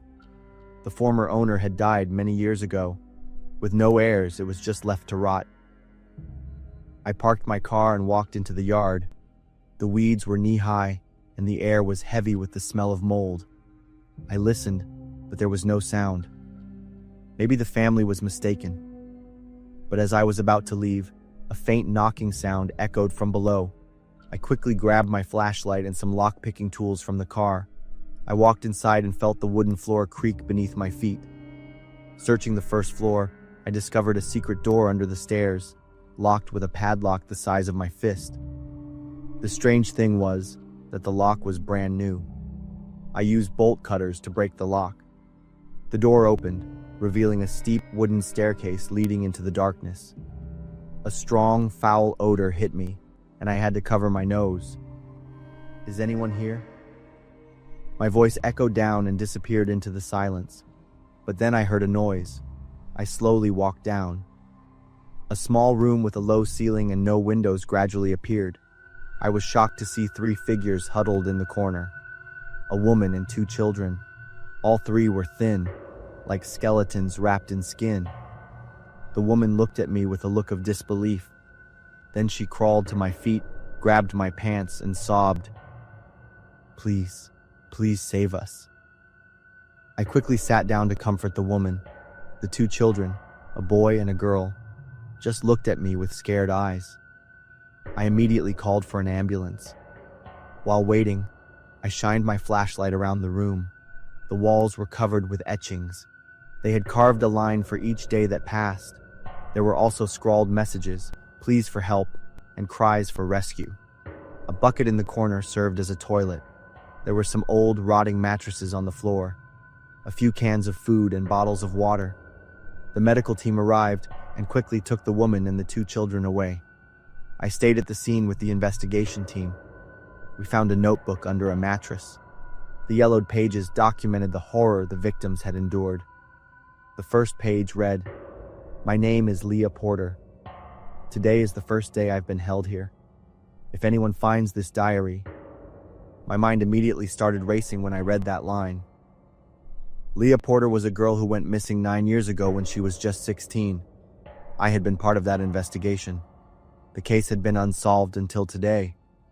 I continued to read the following pages. She wrote about every day of her captivity, how she was kidnapped on her way home from school. She was locked in here and endured all kinds of physical and mental torture.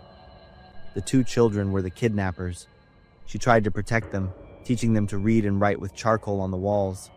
It was heartbreaking, and I admired Leah's resilience. While examining the scene, a sudden engine noise and a loud screech of tires drew everyone's attention. I looked and immediately recognized the car as belonging to Craig, my best friend. Craig got out of the car, his face as pale as if he had just seen a ghost. I was surprised and asked him what he was doing here, but Craig's eyes were fixed on the ambulance where Leah was being cared for. He stood there like a stone statue for a few seconds. I saw his hands trembling, and he swallowed hard. Then he suddenly turned and ran. I had a bad feeling and ran after him, calling his name. Craig heard me calling and ran faster. I lunged and tackled Craig right in front of his car. "Why are you here, Craig?" He didn't answer, just looked at me with the eyes of a person caught red-handed. When I tackled Craig, a key fell out of his pocket. I handed it to an officer, and the key could open the lock I had just broken. In that moment, my world came crashing down. This abandoned house was only 2 blocks away from Craig's house. The key to the cellar was too new for the age of the house. And most importantly, Craig was the only person I had ever told about Leah Porter's disappearance 9 years ago. He once asked me why the police couldn't find anything. Now I knew the reason. Craig knew because he was the one who hid her. I wanted to punch my best friend, whom I had trusted for 20 years, but I just stood there trembling, watching Craig get handcuffed. I realized how wrong I had been. I had trusted Craig, invited him to my house often, and let him be close to my daughter. I considered Craig my brother, while he was torturing a high school girl and 2 children just a few miles away. In the interrogation room, Craig admitted everything. He confessed to stalking Leah for months before kidnapping her, using the abandoned house as a place of confinement. DNA evidence confirmed he was the father of the 2 children. Leah's diaries, secretly taken photos, and personal belongings found in Craig's house solidified his guilt. With undeniable evidence, Craig was charged with kidnapping, unlawful imprisonment, and rape. Sitting there, reading his statement, I felt suffocated. It took me a long time to sign the arrest warrant for my best friend. I sat in my office for a long time, feeling empty. I still couldn't believe what was happening. Craig is now awaiting trial. Leah and her 2 children are receiving medical and psychological care, slowly learning how to live again. As for me, I'm still the police chief of Sedona, but every night, as I patrol the quiet streets I once believed I knew so well, I wonder how many other secrets are hiding behind closed doors.